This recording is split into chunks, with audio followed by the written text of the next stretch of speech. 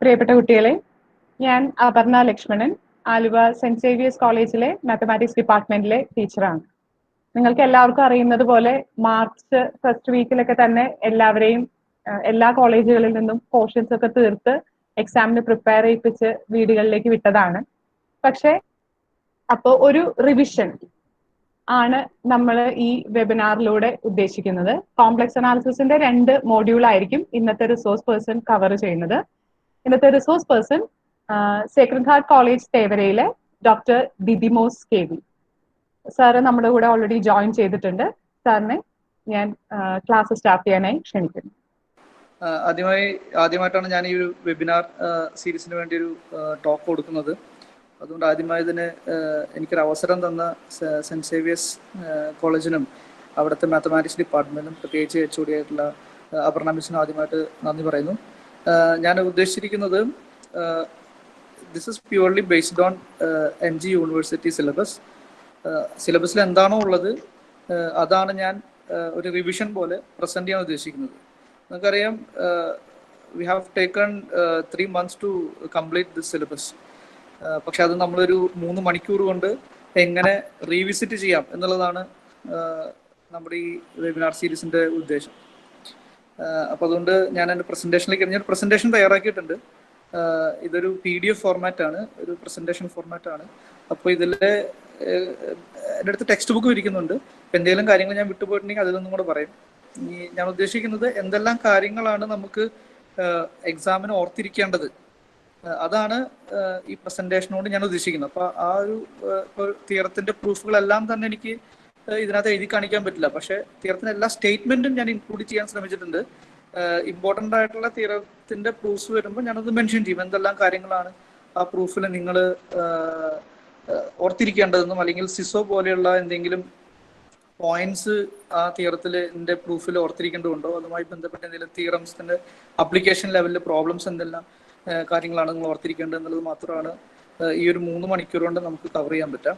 അതുകൊണ്ട് let me start my presentation. Okay, this is the 12th section, functions of complex variables. ഈ section start ചെയ്യുന്നത് complex functions ആണ് deal ചെയ്യുന്നത് ഈ സെക്ഷനിൽ. പക്ഷേ നമുക്ക് കുറച്ച് പ്രീ റിക്വസൈറ്റ്സ് ആവശ്യമുണ്ട് ഈ സെക്ഷനിലേക്ക് വരുന്നതിന് മുന്നേ. അത് നിങ്ങൾ കഴിഞ്ഞ അല്ലെങ്കിൽ തൊട്ട് മുന്നുള്ള സെമസ്റ്ററിൽ റിയൽ അനാലിസിസ് എന്ന് പറഞ്ഞ പേപ്പറിൻ്റെ ഭാഗമായിട്ട് ഒരു മൊഡ്യൂൾ നിങ്ങൾ ഡിസ്കസ് ചെയ്തിട്ടുണ്ടാവും, അരിത്തമെറ്റിക് ഓഫ് കോംപ്ലക്സ് നമ്പേഴ്സ്. ആ ഭാഗത്തു നിന്നുള്ള കുറേ പ്രീ റിക്വസൈറ്റ്സ്, എങ്ങനെ ഒരു കോംപ്ലക്സ് നമ്പറെ റെപ്രസെൻറ്റ് ചെയ്യാൻ, എന്താണ് പോളാർ ഫോം, എന്താണ് കാർട്ടീഷ്യൻ ഫോം എന്നുള്ളതൊക്കെ നിങ്ങൾ ഡിസ്കസ് ചെയ്തിട്ടുണ്ടാവും. അപ്പോൾ അത് മനസ്സിൽ വെച്ചുകൊണ്ട് വേണം നമ്മൾ സ്റ്റാർട്ട് ചെയ്യാൻ. ഇതൊരു റിവിഷൻ ആയതുകൊണ്ട് ഞാൻ ആ പ്രീ റിക്വസൈറ്റ്സ് ഒന്നും ഇവിടെ റിപ്പീറ്റ് ചെയ്യാൻ ഉദ്ദേശിക്കുന്നില്ല. ഇതൊക്കെ നിങ്ങൾ ക്ലാസ്സുകളിൽ നേരത്തെ കേട്ടിട്ടുണ്ടായിരിക്കും. നമുക്ക് പ്രധാനപ്പെട്ട കുറച്ച് കാര്യങ്ങൾ എന്താണെന്ന് വെച്ചാൽ, ഒരു complex number Z = X + Y എന്ന് പറയുന്നത് എങ്ങനെ ഒരു കോംപ്ലക്സ് പ്ലെയിനിൽ എക്സ്പ്രസ് ചെയ്യാൻ പറ്റും, അതിൽ X + IY എക്സ് എന്താണ്, Y എന്താണ്, അല്ലെങ്കിൽ എക്സിനെ റിയൽ പാർട്ടെന്നും വൈനെ ഇമാജിനറി പാർട്ടെന്നും അതിനെ X ആക്സിൽ മാർക്ക് ചെയ്യുമെന്നും Y എന്ന് പറയുന്ന ഇമാജിനറി പാർട്ടിനെ നമ്മൾ ഇമാജിനറി ആക്സിസിൽ മാർക്ക് ചെയ്യുന്നു. അങ്ങനെ ഒരു കാർട്ടീഷ്യൻ പ്ലെയിനിൽ നമുക്ക് ഈ X + IY റെപ്രസെന്റ് ചെയ്യാൻ പറ്റുമെന്നും, കൂടാതെ ഈ കോംപ്ലക്സ് നമ്പേഴ്സിന് വളരെ ഇമ്പോർട്ടൻ്റ് ആയിട്ടുള്ള വേറെ റെപ്രസെന്റേഷൻ ഉണ്ട്. അതിനെ മോഡുലസ് ആംപ്ലിറ്റ്യൂഡ് ഫോം എന്നോ അല്ലെങ്കിൽ പോളാർ ഫോം എന്നോ വിളിക്കാം നമുക്ക്. അതായത് ഒരു കോംപ്ലക്സ് നമ്പർ Z-നെ R × e⁻⁴ ഫോമിൽ റെപ്രസെന്റ് ചെയ്യുമെന്നും. ഈ 2 പ്രധാനപ്പെട്ട കാര്യങ്ങളാണ് അവിടെ നമുക്ക് അറിയേണ്ടത്. ഈ പോളാർ ഫോമിൽ R × e⁻⁴ എന്ന് പറയുന്നത്, R എന്ന് പറയുന്ന ഒറിജിനിൽ നിന്ന് ആ കോംപ്ലക്സ് നമ്പർ നമ്മൾ കാർട്ടീഷ്യൻ പ്ലെയിനിൽ എങ്ങനെ മാർക്ക് ചെയ്തോ അവിടേക്കുള്ള ഷോർട്ടസ്റ്റ് ഡിസ്റ്റൻസ് ആണ്. പിന്നെ ആ Z എന്ന് പറയുന്ന കോംപ്ലക്സ് നമ്പറും 0യും മേക്ക് ചെയ്യുന്ന ലൈൻ സെഗ്മെന്റ് X ആക്സിസായിട്ട് മേക്ക് ചെയ്യുന്ന ആംഗിൾ എന്താണെന്നുള്ളതാണ് തീറ്റ കൊണ്ട് ഉദ്ദേശിക്കുന്നത്. അപ്പോൾ അത്തരം കാര്യങ്ങളൊക്കെ നമ്മൾ മനസ്സിൽ വെക്കണം. പിന്നെ കൂടാതെ എങ്ങനെയാണ് 2 കോംപ്ലക്സ് നമ്പേഴ്സ് ആഡ് ചെയ്യുക, അതിന്റെ ജോമെട്രിക്കൽ മീനിങ് എന്താണ്, പിന്നെ എങ്ങനെയാണ് ഒരു 2 കോംപ്ലക്സ് നമ്പർ എടുത്ത് പ്രോഡക്റ്റ് കണ്ടുപിടിക്കുക എന്നുള്ളതൊക്കെ അവിടെ നിങ്ങൾ അരിത്തമെറ്റിക്കിന്റെ ക്ലാസ്സുകളിൽ ഡിസ്കസ് ചെയ്ത് കാണും. അത്തരം കാര്യങ്ങളൊക്കെ ഒന്ന് മനസ്സിൽ വെച്ച് നമ്മൾ സ്റ്റാർട്ട് ചെയ്യാൻ പോകുന്നത് എങ്ങനെയാണ് ഒരു ഫംഗ്ഷൻ, കോംപ്ലക്സ് ഫംഗ്ഷൻ എങ്ങനെ റെപ്രസെന്റ് ചെയ്യാം. 2 കാര്യങ്ങളാണ് ഈ സെക്ഷനിൽ നമ്മുടെ സിലബസിൽ നമ്മൾ ഡിസ്കസ് ചെയ്തിട്ടുണ്ടാവുക. ഒന്ന്, ഡെഫിനിഷൻ ഓഫ് എ ഫംഗ്ഷൻ. ഒരു കോംപ്ലക്സ് ഫംഗ്ഷൻ എങ്ങനെ ഡിഫൈൻ ചെയ്യും, എന്താണ് അതിന്റെ മീനിങ്. പിന്നെ എങ്ങനെയാണ് ആ കോംപ്ലക്സ് ഫംഗ്ഷന്റെ ഏറ്റവും ഹാൻഡി ആയിട്ടുള്ള അല്ലെങ്കിൽ നമ്മൾ ഈ സിലബസിൽ മുഴുവൻ ഡിസ്കസ് ചെയ്യാൻ പോകുന്ന റെപ്രസെന്റേഷൻ എങ്ങനെയാണ് f(z) റെപ്രസെന്റ് ചെയ്യുക. ആ 2 കാര്യങ്ങളാണ് നമുക്ക് ഡിസ്കസ് ചെയ്യാനുള്ളത്. അപ്പം നമുക്ക് definition നോക്കാം. Let S be a set of complex numbers. A function f defined on S is a rule that assigns to each z in S a complex number omega. The set S is called the domain of the definition of f. അതായത് ഒരു subset S complex നമ്പറിനെ consider ചെയ്താൽ ആ എസിലുള്ള ഓരോ പോയിന്റിലും ഓരോ complex number unique ആയിട്ടുള്ള complex number assign ചെയ്യണം. നമ്മൾ നേരത്തെ പഠിച്ചുകൊണ്ടിരുന്ന ചെറിയ ക്ലാസ് പഠിച്ചുകൊണ്ടിരുന്ന ഫംഗ്ഷൻ്റെ അതേ ഡെഫിനിഷൻ തന്നെ, പക്ഷെ ഡൊമൈൻ എന്ന് പറയുന്നത് A subset of complex number എന്നാണ്. കോഡൊമൈൻ എന്ന് പറയുന്നതും കോംപ്ലക്സ് നമ്പേഴ്സിന്റെ കളക്ഷൻ തന്നെ. അപ്പോൾ കോംപ്ലക്സ് നമ്പേഴ്സിനും അല്ലെങ്കിൽ കോംപ്ലക്സ് നമ്പേഴ്സിന്റെ സബ്സെറ്റിൽ നിന്ന് കോംപ്ലക്സ് നമ്പേഴ്സിലേക്കുള്ള ഒരു ഫംഗ്ഷൻ ആയിട്ടാണ്, അല്ലെങ്കിൽ നമ്മൾ നേരത്തെ പഠിച്ചുകൊണ്ടിരുന്ന ഫംഗ്ഷന്റെ ഡെഫിനിഷൻ എന്താണോ അതേ കാര്യം തന്നെയാണ് ഇവിടെ ഉപയോഗിക്കുന്നത്. പക്ഷേ ഈ സെക്ഷനിൽ ഓർക്കേണ്ട ഒരു പ്രധാനപ്പെട്ട കാര്യം എന്താണെന്ന് വെച്ചാൽ, നമുക്ക് ഒരു ഡൊമൈൻ തന്നിട്ടില്ല എന്ന് വിചാരിക്കുക. ഒരു കോംപ്ലക്സ് ഫംഗ്ഷൻസിന്റെ റൂൾ മാത്രമേ നമ്മുടെ അടുത്ത് അസൈൻ ചെയ്തിട്ടുള്ളൂ. For example f of z equal to 1/z എന്ന് മാത്രം ഒരു സ്ഥലത്ത് റെഫറൻസ് വന്നിരിക്കുകയാണ്. ഇതൊരു ഫംഗ്ഷൻ ആയിട്ട് കൺസിഡർ ചെയ്യണം. എങ്കിൽ നമ്മൾ എങ്ങനെയാണ് അതിന്റെ ഡൊമൈൻ കൺസിഡർ ചെയ്യുക? അതാണ് ഞാൻ റിമാർക്കായിട്ട് ഇൻക്ലൂഡ് ചെയ്തിരിക്കുന്നത്. അത് ഈ സെക്ഷനിൽ ഓർക്കേണ്ട ഒരു ഇമ്പോർട്ടൻറ്റ് കാര്യമാണ്. When the domain of the definition is not mentioned, we agree that the largest possible set is to be taken. നേരത്തെ പറഞ്ഞ എക്സാമ്പിൾ കൺസിഡർ ചെയ്താൽ f of z equal to 1/z എന്ന് പറയുന്ന ഒരു ഫംഗ്ഷൻ കൺസിഡർ ചെയ്താൽ domain പറഞ്ഞിട്ടില്ല എങ്കിൽ ഈ 1/z ഏതെല്ലാം കോംപ്ലക്സ് നമ്പറിന് ഡിഫൈൻഡ് ആണോ ആ എല്ലാ കോംപ്ലക്സ് നമ്പേഴ്സിന്റെയും കളക്ഷനെയാണ് നമ്മൾ ഡൊമൈൻ ഓഫ് ദാറ്റ് റൂൾ അല്ലെങ്കിൽ ദാറ്റ് ഫംഗ്ഷൻ ആയിട്ട് സെറ്റ് ചെയ്യുന്നത്.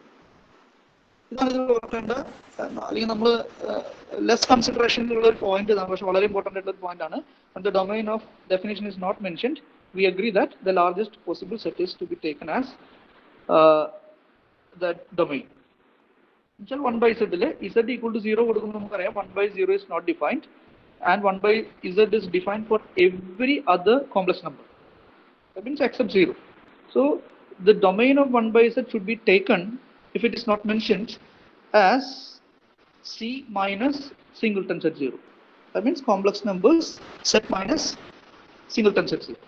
അതായിരിക്കണം നമ്മുടെ കോംപ്ലക്സ് നമ്മൾ കൺസിഡർ ചെയ്യുന്ന ഫംഗ്ഷന്റെ ഡൊമൈൻ.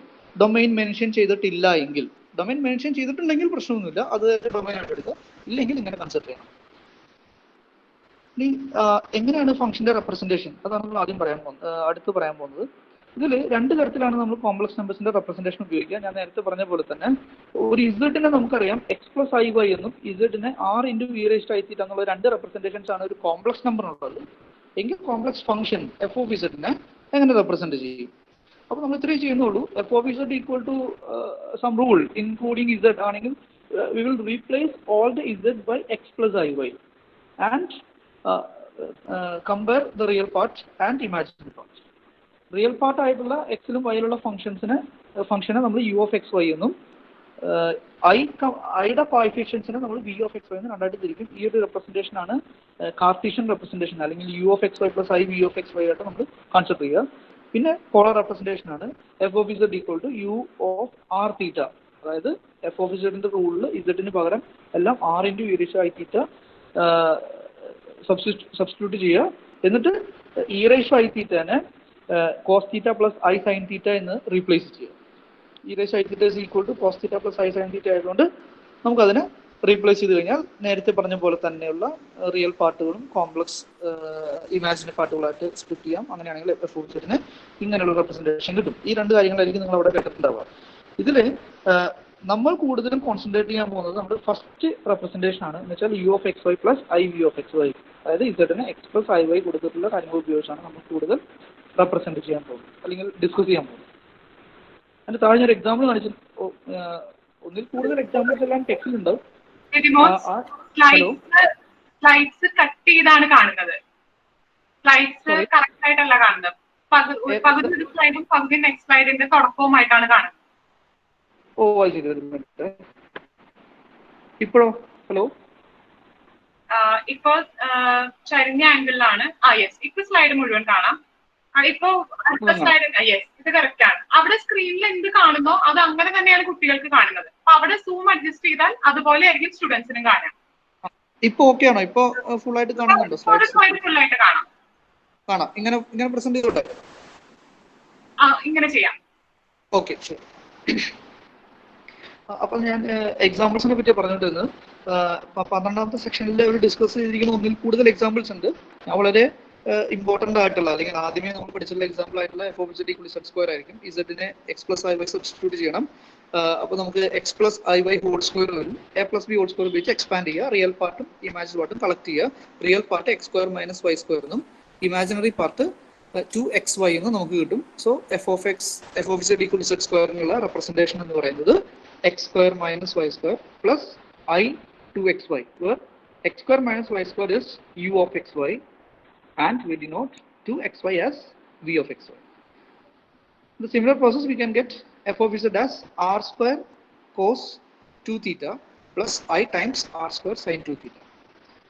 അത് നമ്മളൊക്കെ ഡിസ്കസ് ചെയ്തിട്ടുണ്ടാവും. ഞാൻ ഓർത്തെടുക്കാൻ വേണ്ടി മാത്രം ഇവിടെ എഴുതിയെന്ന് മാത്രം. ഇതിലും ഈ രണ്ടാമത്തെ എക്സാമ്പിളിലും എഫ് ഓഫ് ഇസഡിൽ ഇസഡ് സ്ക്വയറിന് r e raise i theta whole square substitute ചെയ്യണം. So we will get r square e raised to I 2 theta varum. E raised to I 2 theta can be written as cos 2 theta plus I sin 2 theta. അത് represent അത് expand ചെയ്ത് കഴിഞ്ഞാൽ നിങ്ങൾക്ക് ഈ പറഞ്ഞ formula ഉണ്ടാവും. അപ്പോൾ എക്സസൈസ് ആയിട്ട് നിങ്ങൾക്ക് ഇത് വേറൊരു ഒരു എക്സസൈസ് പ്രോബ്ലം പോലെ നമുക്ക് എടുത്ത് വർക്ക് ചെയ്ത് നോക്കാം. അടുത്ത ദിവസങ്ങളിൽ എന്തെങ്കിലും കൺഫ്യൂഷൻ ഉണ്ടെങ്കിൽ നമുക്ക് ഡിസ്കസ് ചെയ്യാം. ഫംഗ്ഷന്റെ ഡെഫിനിഷൻ കഴിഞ്ഞാൽ അതിന്റെ റെപ്രസെന്റേഷൻ കഴിഞ്ഞാൽ നമ്മൾ ആദ്യം അടുത്ത സെക്ഷനിൽ ടെക്സ്റ്റിൽ അടുത്ത സെക്ഷൻ എന്ന് പറയുന്നത് 13th സെക്ഷനും 14th ആണ്. നമ്മുടെ സിലബസിൽ ഇല്ല. അപ്പോൾ നമുക്ക് സിലബസിൽ ഉള്ളത് മാത്രമേ ഞാൻ ഡിസ്കസ് ചെയ്യുന്നുള്ളൂ. ഈ 15th സെക്ഷനിൽ നമ്മൾ ഡിസ്കസ് ചെയ്യാൻ പോകുന്നത് ഒരു ഫംഗ്ഷന്റെ ലിമിറ്റ് എങ്ങനെ ഡിസ്കസ് ചെയ്യാൻ പറ്റും. എന്താണ് limit of a function? Complex അനാലിസിലെ ലിമിറ്റ് എന്ന് പറയുന്നത് എന്താണ്? അപ്പോൾ ഇവിടെ നിങ്ങൾ ഒരു കാര്യം ശ്രദ്ധിക്കേണ്ടത്, റിയൽ അനാലിസിസ് അല്ലെങ്കിൽ റിയൽ ഫംഗ്ഷനായിട്ട് നമ്മൾ കൺസിഡർ ചെയ്താൽ, for example f of x x square എടുത്തു കഴിഞ്ഞാൽ നമ്മൾ ലെഫ്റ്റ് ലിമിറ്റ് ഉണ്ടോ റൈറ്റ് ലിമിറ്റ് ഉണ്ടോ എന്ന് ചെക്ക് ചെയ്യും. അത് രണ്ടും സെയിം ആണെങ്കിൽ നമ്മൾ പറയും ആ ഫംഗ്ഷന് ലിമിറ്റ് ഉണ്ടെന്ന് പറയും, ഒരു particular point x equal to സിയിൽ. അതുപോലെ അതിന്റെ കാരണം ഇത്രയേ ഉള്ളൂ, ഒരു പർട്ടിക്കുലർ നമ്പർ സി റിയൽ ലൈനിൽ ഫിക്സ് ചെയ്താൽ we can approach c only by 2 ways, from left and right. ഈ രണ്ട് തരത്തിലല്ലാതെ നമുക്ക് റിയൽ നമ്പർ സിയിലേക്ക് അപ്രോച്ച് ചെയ്യാൻ റിയൽ നമ്പേഴ്സിൽ കൂടെ വേറെ സാധിക്കില്ല.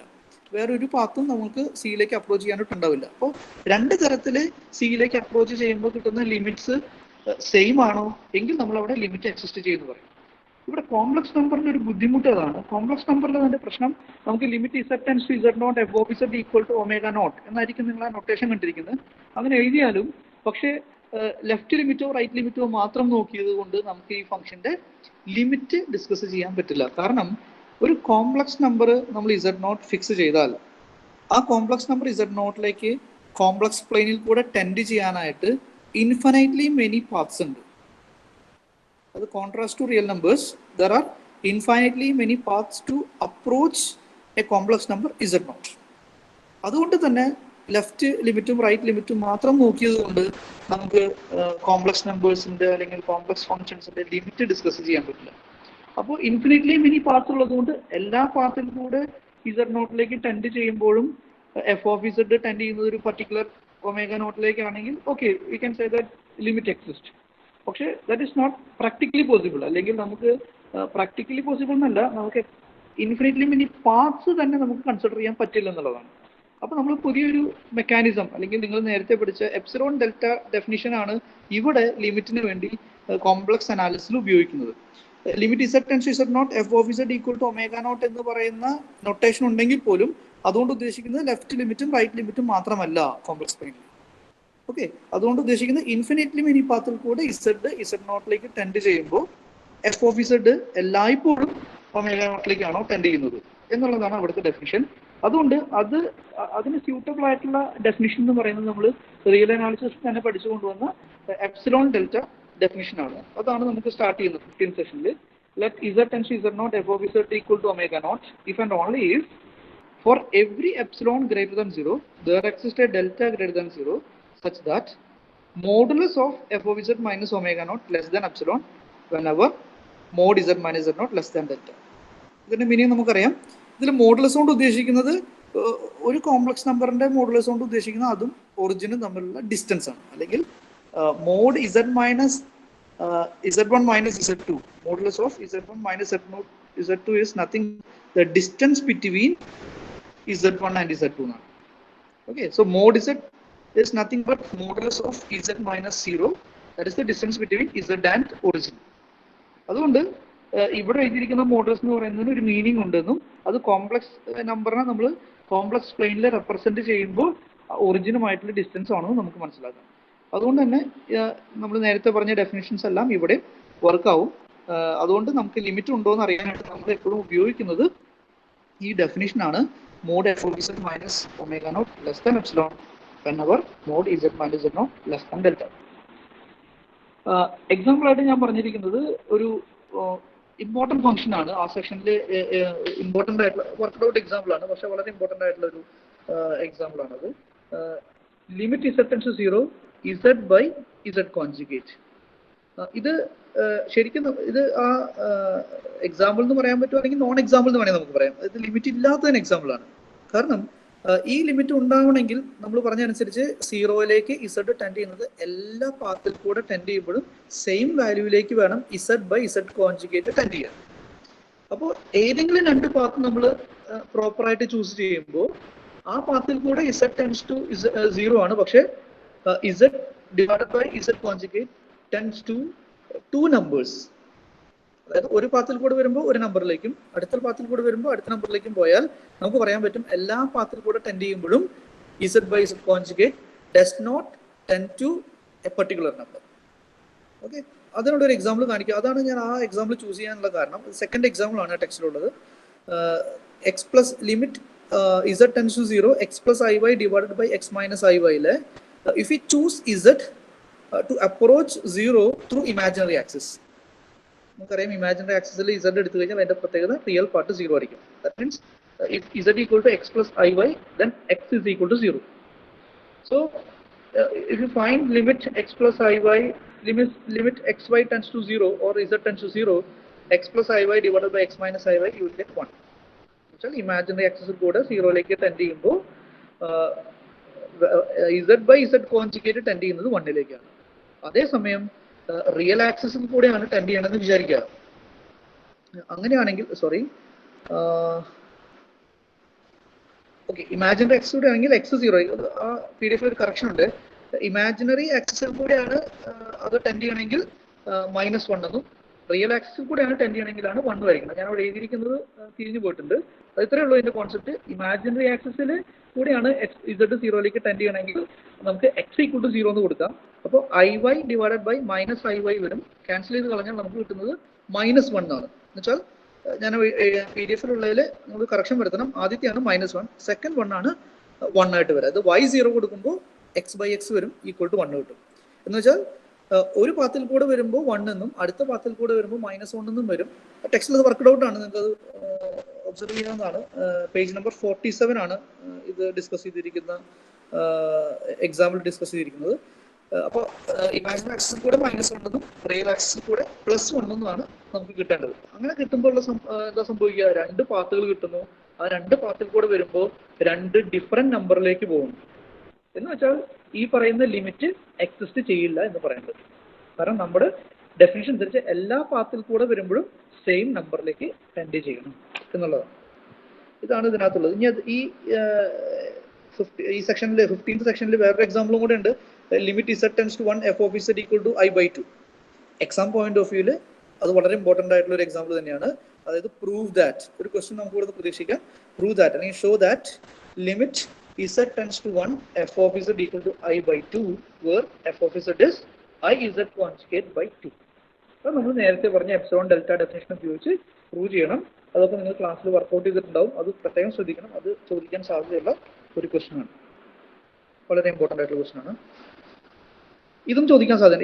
ഈ രണ്ട് ക്വസ്റ്റ്യൻസ് ആണ് ഈ സെക്ഷനിൽ പ്രതീക്ഷിക്കുക. ഒന്ന് ലിമിറ്റ് ഉണ്ടെന്ന് പ്രൂവ് ചെയ്യാനുള്ളതും അടുത്ത ലിമിറ്റ് ഇല്ല എന്ന് പ്രൂവ് ചെയ്യാനുള്ളതും. അപ്പൊ ലിമിറ്റ് ഇല്ല എന്ന് നിങ്ങൾക്ക് പ്രൂവ് ചെയ്യേണ്ടി വന്നാൽ, അല്ലെങ്കിൽ അങ്ങനെ ഒരു സിറ്റുവേഷൻ വന്നാൽ, നമുക്കറിയില്ല എക്സിസ്റ്റ് ചെയ്യോ ഇല്ലെന്ന്. അപ്പൊ പരമാവധി നിങ്ങൾ ഒരു ക്വസ്റ്റ്യൻ കാണുമ്പോൾ ഇത് ലിമിറ്റ് എക്സിസ്റ്റ് ചെയ്യാതിരിക്കാനുള്ള സാധ്യതയുണ്ടോ, അത് does there exist paths such that through one path you will get one limit, through another path you will get another limit, then you can say that there is no limit.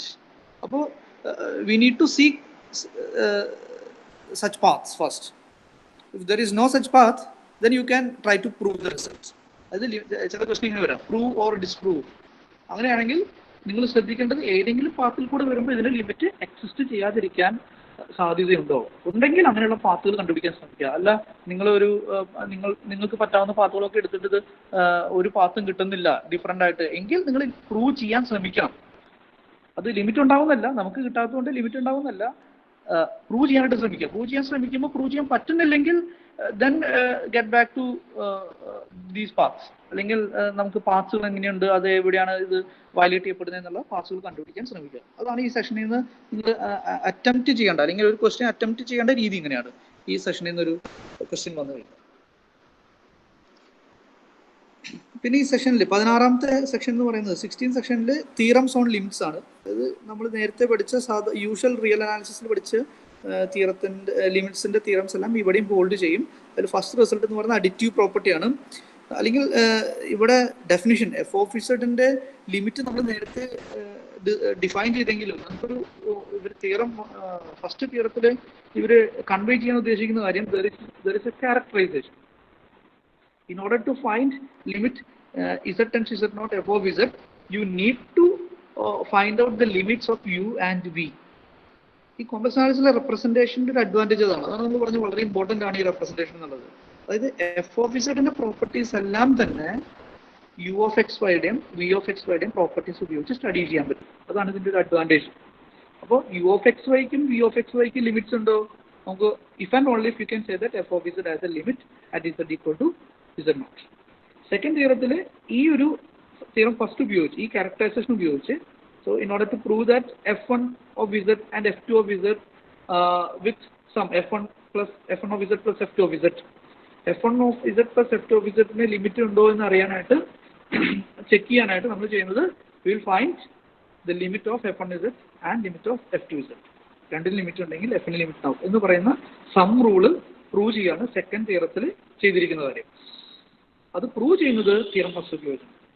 That means if you are given two functions, complex functions, f1 of z and f2 of z, then f1 of z can be written as u1 plus v1 times I, f2 of z as u2 plus v2 times I. So using the properties of u1, v1, u2, v2, we can find the limit of f1 plus f2. അതായത് f1 plus f2ന്റെ real പാർട്ടും imaginary പാർട്ടും കണ്ടുപിടിക്കുകയും അതുപയോഗിച്ച് സമ്മിന്റെ limit ഉണ്ട് എന്ന് prove ചെയ്യുകയും ചെയ്യാൻ പറ്റും. എഫ് ഓഫ് ഇസഡിന് ലിമിറ്റ് ഉണ്ടെങ്കിൽ തിരിച്ചു, അതായത് അതിനാണ് നമ്മൾ സം റൂൾ എന്ന് പറഞ്ഞത്. If limit f1 exist, limit f2 exist, then limit f1 plus f2 exist. അത് നിങ്ങൾ റിയൽ അനാലിസിസിൽ പഠിച്ച എല്ലാ പ്രോപ്പർട്ടീസും ലിമിറ്റിന്റെ പ്രോപ്പർട്ടീസ് ഞാൻ താഴെ എഴുതിയിട്ടുണ്ട്, പ്രൂഫ് എഴുതിയിട്ടില്ല.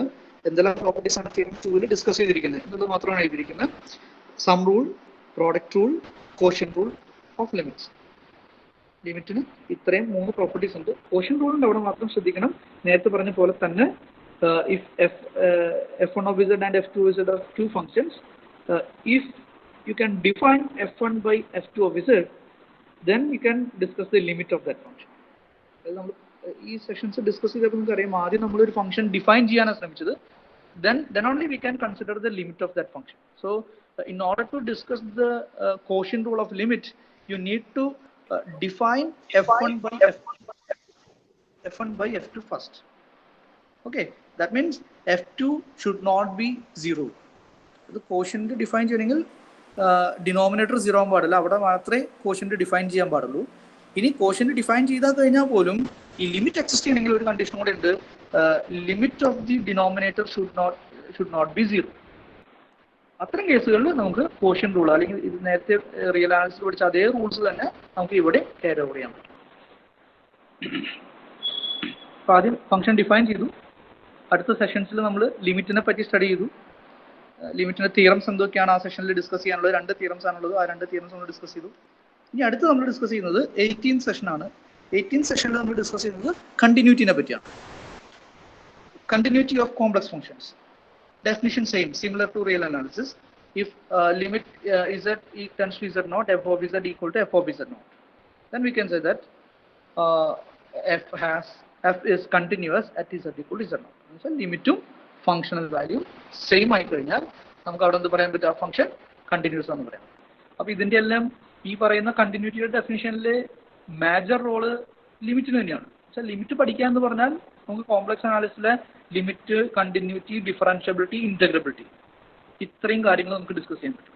അതായത് ലിമിറ്റ് എന്ന് പറയുന്ന ഒറ്റ കോൺസെപ്റ്റ് നന്നായിട്ട് മനസ്സിലാക്കി കഴിഞ്ഞാൽ ഈ പറയുന്നതെല്ലാം എളുപ്പത്തിൽ കൈകാര്യം ചെയ്യാൻ പറ്റുന്ന അർത്ഥം. അപ്പോൾ ഇതിന് ആദ്യം ഡെഫിനിഷനാണ്: a function f is continuous at z naught if and only if limit z tends to z naught f of z equal to f of z naught. For the LHS, you need to verify the definition that we have discussed earlier. Okay. ഇതിൽ നേരത്തെ പറഞ്ഞ പോലെ തന്നെ limit പറഞ്ഞ പോലെ തന്നെ കണ്ടിന്യൂറ്റിക്കും നേരത്തെ പറഞ്ഞ റൂൾസ് എല്ലാം ഉണ്ട്. F1 F2 കണ്ടിന്യൂസ് ആണെങ്കിൽ F1 plus F2 കണ്ടിന്യൂസ് ആയിരിക്കും, F1 into F2 കണ്ടിന്യൂസ് ആയിരിക്കും, F1 minus F2 കണ്ടിന്യൂസ് ആയിരിക്കും, F1 by F2 കണ്ടിന്യൂസ് ആയിരിക്കും, provided F2 is non zero. അതായത് ഡിനോമിനേറ്റർ സീറോ അല്ലാത്ത സ്ഥലത്ത് കോഷ്യന്റും കണ്ടിന്യൂസ് ആയിരിക്കും. കൂടാതെ ഇമ്പോർട്ടൻ്റ് ആയിട്ടുള്ളൊരു തിയറമാണ് ഇവർ സ്റ്റേറ്റ് ചെയ്തിരിക്കുന്നത്. അത് composition of continuous functions is continuous എന്ന് വെച്ചാൽ, for example, if you have two functions f of z equal to sine z and g of z equal to z square. So we know that z square is continuous because it is a polynomial. Sin z is continuous. Hello? Limits എന്നുള്ളതിന് ശേഷം slides മുൻപോട്ട് പോയിട്ടില്ല. Theorem 2-ൽ നിൽക്കുകയാണ് ഇപ്പോഴും. ഇപ്പോഴോ? Hello. ഇപ്പൊ മുൻപോട്ട് പോകണ്ട. ഇപ്പൊ വീണ്ടും ലിമിറ്റ് ആയി. ഇപ്പൊ 18 കണ്ടിന്യൂറ്റിയുടെ സ്ലൈഡ് ആയി. യെസ്. Okay sorry. ഓക്കെ, ഇതിൽ ഡെഫിനിഷൻ ആണ്. ഡെഫിനിഷൻ നമ്മൾ നേരത്തെ ഡിസ്കസ് ചെയ്തു. ഇതിൽ തിയറം 1 എന്ന് പറഞ്ഞ് എഴുതിയിരിക്കുന്നത് വളരെ ഇമ്പോർട്ടൻ്റ് ആയിട്ടുള്ള കോമ്പോസിഷൻ ആണ്. അതിനെപ്പറ്റിയാണ് ഞാൻ പറഞ്ഞിരുന്നത്. അപ്പോൾ രണ്ട് ഫംഗ്ഷൻസ് ഉണ്ടെന്ന് വിചാരിക്കുക. F of z equal to sine ഇസഡും g of z equal to z square. അപ്പോൾ നമുക്കറിയാം z square is continuous because it is a polynomial. Every polynomial is continuous. And sine z is continuous because it is a trigonometric function, അല്ലെങ്കിൽ circular function. Sine and cos both are continuous. Then f of z is sin z, g of z is z square. Okay, then what is f composition g of z? That will give sin z square. G of z is z square, so f of g of z is sin z square. So in order to find the continuity of that function, you can use this theorem. That means sin z square is continuous because sin z is continuous and g of z equal to z square is continuous. Then its composition is. അതിനാണ് ഈ theorem. അത് നമ്മൾ നേരത്തെ discuss ചെയ്യാത്ത ഒരു കാര്യമായതുകൊണ്ട്, അല്ലെങ്കിൽ റിയൽസിലുള്ള theorem തന്നെ, same തന്നെ, പക്ഷെ എലമെന്ററി അല്ലാത്തതുകൊണ്ട് അതിന്റെ പ്രൂഫും ഇതിനകത്ത് ഇൻക്ലൂഡ് ചെയ്തിട്ടുണ്ട്. സോ ഈ ഭാഗത്ത് നിങ്ങൾക്ക് ഇതിന്റെ സ്റ്റേറ്റ് ആൻഡ് പ്രൂഫ് എന്ന് പറയുന്ന ഒരു റിസൾട്ട്, ഒരു ക്വസ്റ്റ്യൻ ഇവിടെ നിന്ന് പ്രതീക്ഷിക്കാം. State and proof composition of two continuous functions is continuous എന്ന് പറയുന്നതിന്റെ പ്രൂഫും ചോദിക്കാവുന്നതാണ്. ഒരു 5 മാർക്കിന്റെ ക്വസ്റ്റ്യൻ ഒക്കെ ആയിട്ട് ചിലപ്പോൾ നിങ്ങളെടുത്ത് ചോദിക്കാവുന്ന ഒരു ക്വസ്റ്റ്യൻ ആണ്. അല്ലെങ്കിൽ ചില ഫംഗ്ഷൻസ് തന്നിട്ട് അത് കണ്ടിന്യൂസ് ആണോ എന്ന് നമുക്ക് ഇത്തരം തിയറംസ് ഉപയോഗിച്ച് വെരിഫൈ ചെയ്ത് കണ്ടുപിടിക്കാൻ പറ്റും. അതായത് എഫ് ഓഫ് ഒരു ഫംഗ്ഷൻ തന്നു, sine of e raise to z continuous ആണോ എന്ന് ചോദിച്ചു കഴിഞ്ഞാൽ നമുക്കറിയാം f of z sine z ആണ്, g of z e raise to z ആണ്, രണ്ടും കണ്ടിന്യൂസ് ആണ് എങ്കിൽ കോമ്പോസിഷൻ കണ്ടിന്യൂസ് ആണ് എന്ന് പറഞ്ഞ് കൺക്ലൂഡ് ചെയ്യാൻ പറ്റും. അത്തരം ക്വസ്റ്റ്യൻസ് ഒക്കെ ആണെങ്കിൽ ഒരു 2 മാർക്കിനൊക്കെ ചോദിക്കാവുന്ന ക്വസ്റ്റ്യൻസ് ഈ ഭാഗത്ത് നിന്ന് നമുക്ക് പ്രതീക്ഷിക്കാവുന്നതാണ്. ഓക്കെ, അടുത്ത തിയറം 2 എന്ന് പറഞ്ഞ് ഈ സെഷനിൽ ഡിസ്കസ് ചെയ്തിരിക്കുന്നത്, ഇത് ശരിക്കും കുറേം കൂടെ ഇമ്പോർട്ടൻ്റ് ആയിട്ടുള്ള ഒരു ഏരിയ വരുന്നത് അനലിറ്റിക് ഫംഗ്ഷൻസും സീറോസ് ഓഫ് അനലിറ്റിക് ഫംഗ്ഷൻസ് എന്നൊക്കെ പറഞ്ഞുള്ള ഒരു ഏരിയ ആണ്. അതൊക്കെ പഠിക്കാൻ വേണ്ടിയാണ് ശരിക്കും നമ്മൾ കോംപ്ലക്സ് അനാലിസിസ് സിസ്റ്റമാറ്റിക് ആയിട്ട് പഠിച്ചു തുടങ്ങുന്നത്. അല്ലെങ്കിൽ നമ്മൾ പറയുന്ന റിസർച്ച് ഏരിയയിലും അങ്ങനെയുള്ള സ്ഥലങ്ങളിലെല്ലാം നമുക്ക് ആവശ്യമുള്ളത് ഈ അനലിറ്റിക് ഫംഗ്ഷൻസും അതിന്റെ പ്രോപ്പർട്ടീസും എല്ലാം ആണ്. അപ്പോൾ അത് പഠിക്കാൻ തുടങ്ങുന്നതിന്റെ ഭാഗമായിട്ടാണ് നമ്മൾ ഈ പറയുന്ന ചെറിയ മൊഡ്യൂൾസ് ഒക്കെ പഠിച്ചു തുടങ്ങുന്നത്. അപ്പോൾ അവിടെയൊക്കെ യൂസ് ചെയ്യുന്ന വളരെ ഇമ്പോർട്ടൻ്റ് ആയിട്ടുള്ള അല്ലെങ്കിൽ വളരെ റെലവൻ്റ് ആയിട്ടുള്ള ഒരു റിസൾട്ടാണ് അല്ലെങ്കിൽ ഒരു study of zeros of analytic functions. ശരിക്കും അവിടെ ഉപയോഗിക്കാൻ പറ്റുന്ന വളരെ ഇമ്പോർട്ടൻ്റ് ആയിട്ടുള്ള അല്ലെങ്കിൽ വളരെ റെലവൻ്റ് ആയിട്ടുള്ള ഒരു തിയറമാണ് തിയറം 2. ഇപ്പൊ നമ്മൾ തിയറം 2 കൂടെ സ്റ്റേറ്റ് ചെയ്തിട്ട് അത് പ്രൂവ് ചെയ്യും. ടെക്സ്റ്റ് അതിന്റെ പ്രൂഫൊക്കെ ഓൾറെഡി വർക്ക്ഡ് ഔട്ട് ആണ്. അപ്പോൾ നിങ്ങൾക്ക് വളരെ ഈസി ആയിട്ട് ഇത് ഫോളോ ചെയ്യാൻ പറ്റും. ഒരു 3-4 ലൈൻസിൽ നമുക്ക് ഇതിന്റെ പ്രൂഫ് അവസാനിപ്പിക്കാവുന്നുള്ളൂ. പക്ഷെ പിന്നീട് നിങ്ങൾ തൊട്ടടുത്ത സ്ഥലങ്ങളൊന്നും ചിലപ്പോൾ ഒരു പക്ഷെ ഇത് ഉപയോഗിച്ച് കാണില്ല. പക്ഷെ ഇത് ഈ നമ്മൾ ഈ പറയുന്ന 4ാമത്തെ 5ാമത്തെ മൊഡ്യൂളിലൊക്കെ നമ്മുടെ സീറോസ് ഓഫ് അനലിറ്റിക് ഫംഗ്ഷൻസ് എന്നുള്ളത് നമ്മൾ സിലബസിൽ സ്റ്റഡി ചെയ്യുന്നില്ല, അല്ലെങ്കിൽ അതിന്റെ സ്റ്റഡി PG ക്ലാസ്സുകൾ നിങ്ങൾ ചെയ്യും. പക്ഷെ അവിടെയൊക്കെ ഉപയോഗിക്കാവുന്ന റെലവൻ്റ് ആയിട്ടുള്ള തിയറമാണ്. അത് ഇവിടെ തന്നെ പറഞ്ഞു വെക്കുന്നതാണ്. കാരണം പ്രൂഫ് എന്ന് പറയുന്നത് വളരെ എലമെന്ററി ആയിട്ടുള്ള പ്രൂഫാണ്. ഇതിന്റെ. അപ്പോൾ ഇത്രയേ ഉള്ളൂ ഉദ്ദേശിക്കുന്നത്. അത് ടെക്സ്റ്റിലൊരു പ്രൂഫ് ഉണ്ട്, ഞാൻ അതല്ലാതെ നമുക്ക് എക്സ്പ്ലെയിൻ ചെയ്യാൻ പറ്റിയ തരത്തിലൊരു പ്രൂഫ് ഞാൻ പറയാം. തിയറം ഞാൻ വായിക്കാം. If a function f of z is continuous and non zero at a point z nought, then f of z not equal to 0 throughout some neighborhood of that point. Neighborhood കൊണ്ട് ഉദ്ദേശിക്കുന്നത് an open set containing this point എന്നാണ് ശരിക്കും നൈബർഹുഡിന്റെ definition. പകരം നമുക്ക് ഇവിടെ assume ചെയ്യാൻ പറ്റുക, അല്ലെങ്കിൽ ഒരു വേറൊരു ഡെഫിനിഷൻ പറയാൻ പറ്റുന്നത് disc, open disc containing this point, അല്ലെങ്കിൽ അബൌട്ട് ദിസ് പോയിന്റ്. അത് നമുക്ക് നൈബർഹുഡ് ആയിട്ട് കൺസിഡർ ചെയ്യാൻ പറ്റും. അല്ലെങ്കിൽ ഏത് നൈബർഹുഡ് എടുത്താലും നമുക്ക് ഇത്തരം ഒരു ഡിസ്ക് കണ്ടെത്താനും പറ്റും. അപ്പോൾ ഇവിടെ ഉദ്ദേശിക്കുന്നതാണ്, ഒരു പോയിന്റിൽ ഒരു കണ്ടിന്യൂസ് ഫംഗ്ഷൻ ആണ് നമ്മൾ ഡീൽ ചെയ്യുന്നത്. ഒരു പോയിന്റിൽ ആ കണ്ടിന്യൂസ് ഫംഗ്ഷൻ 0 അല്ലെങ്കിൽ നമുക്ക് ആ പോയിന്റ് മാത്രമല്ല, ആ പോയിന്റിനെ കണ്ടെയ്ൻ ചെയ്യുന്ന ഒരു നൈബർഹുഡ് തന്നെ കണ്ടെത്താൻ പറ്റും. അവിടെ ത്രൂ ഔട്ട് നോൺ സീറോ ആയിരിക്കും. ഒരു പോയിന്റിൽ നോൺ സീറോ, പിന്നെ ഏത് നൈബർഹുഡ് എടുത്താലും ആ പോയിന്റ് ഒഴിച്ച് ബാക്കി എല്ലായിടത്തും 0. അങ്ങനെ ഒരു കണ്ടിന്യൂസ് ഫംഗ്ഷന് എക്സിസ്റ്റൻസ് ഇല്ല എന്നുള്ളതാണ് ഈ തിയറത്തിന്റെ ഇമ്പോർട്ടൻസ്. ഒന്നുകൂടെ പറയാം. അത് ഏതെങ്കിലും ഒരു കണ്ടിന്യൂസ് ഫംഗ്ഷൻ ഏതെങ്കിലും ഒരു പോയിന്റിൽ നോൺ സീറോ ആണെങ്കിൽ ആ പോയിന്റിന്റെ ഒരു നൈബർഹുഡ് എങ്കിലും നിങ്ങൾക്ക് കണ്ടെത്താൻ പറ്റും. ആ നൈബർഹുഡിൽ മുഴുവൻ നോൺ സീറോ ആയിരിക്കും. അത് ഒരു point non zero, that can be extended to a neighbourhood. Okay, 0 ആണെങ്കിൽ ഇത് പോസിബിൾ അല്ല കേട്ടോ. അതായത് നിങ്ങൾ ഒരു കാര്യം ശ്രദ്ധിക്കണം. അത് എഫ് ഓഫ് ഇസഡ് ഒരു പോയിന്റിൽ 0 ആണെങ്കിൽ there exist A neighbourhood at which F of Z 0. ആ റിസൾട്ട് ട്രൂ അല്ല. ഓക്കെ, ട്രൂ ആയിട്ടുള്ള റിസൾട്ട് എന്താണ്? ഒരു പോയിന്റിൽ 0 അല്ലെങ്കിൽ ഒരു നൈബർഹുഡിൽ മുഴുവൻ 0 അല്ലാതെ നോൺ സീറോ ആയിരിക്കും. അതിന്റെ കാരണം ഇങ്ങനെയാണ്. നിങ്ങൾ ഒരു പോയിന്റിൽ നോൺ സീറോയും പിന്നെ ഏത് നൈബർഹുഡ് എടുത്തു കഴിഞ്ഞാലും അവിടെ ഒരു പോയിന്റിൽ 0യും വന്നാൽ സംഭവിക്കുന്നത് എന്താണെന്ന് വെച്ചാൽ എഫ് ഓഫ് ഇസഡുകളുടെ സീറോസ് എല്ലാം, അല്ലെങ്കിൽ നമുക്ക് Z1, Z2, Z3, Z4 എന്ന് പറയുന്ന ഒരു സീറോസിന്റെ ഒരു സീക്വൻസ് കണ്ടുപിടിക്കാൻ പറ്റും. അത് Z0ലേക്ക് ടെൻഡ് ചെയ്യും. പക്ഷെ Z0 0 അല്ല, പക്ഷെ ഈ പോയിന്റ്സിലെല്ലാം 0 ആണ്. അപ്പൊ നമ്മുടെ കണ്ടിന്യൂറ്റിയുടെ ഡെഫിനിഷൻ അത് വയലേറ്റ് ചെയ്യപ്പെടും. ഓക്കെ, അങ്ങനെ ഒരു റിസൾട്ട് ആണ് പിന്നീട് ഉപയോഗിക്കുന്നത്. തൽക്കാലത്തേക്ക് അതൊന്നും നമ്മുടെ ടെക്സ്റ്റിൽ മെൻഷൻ ചെയ്തിട്ടില്ല. ഞാനിത് പറഞ്ഞു തന്നപ്പോൾ അതിന്റെ കൂടെ പറഞ്ഞതേ ഉള്ളൂ.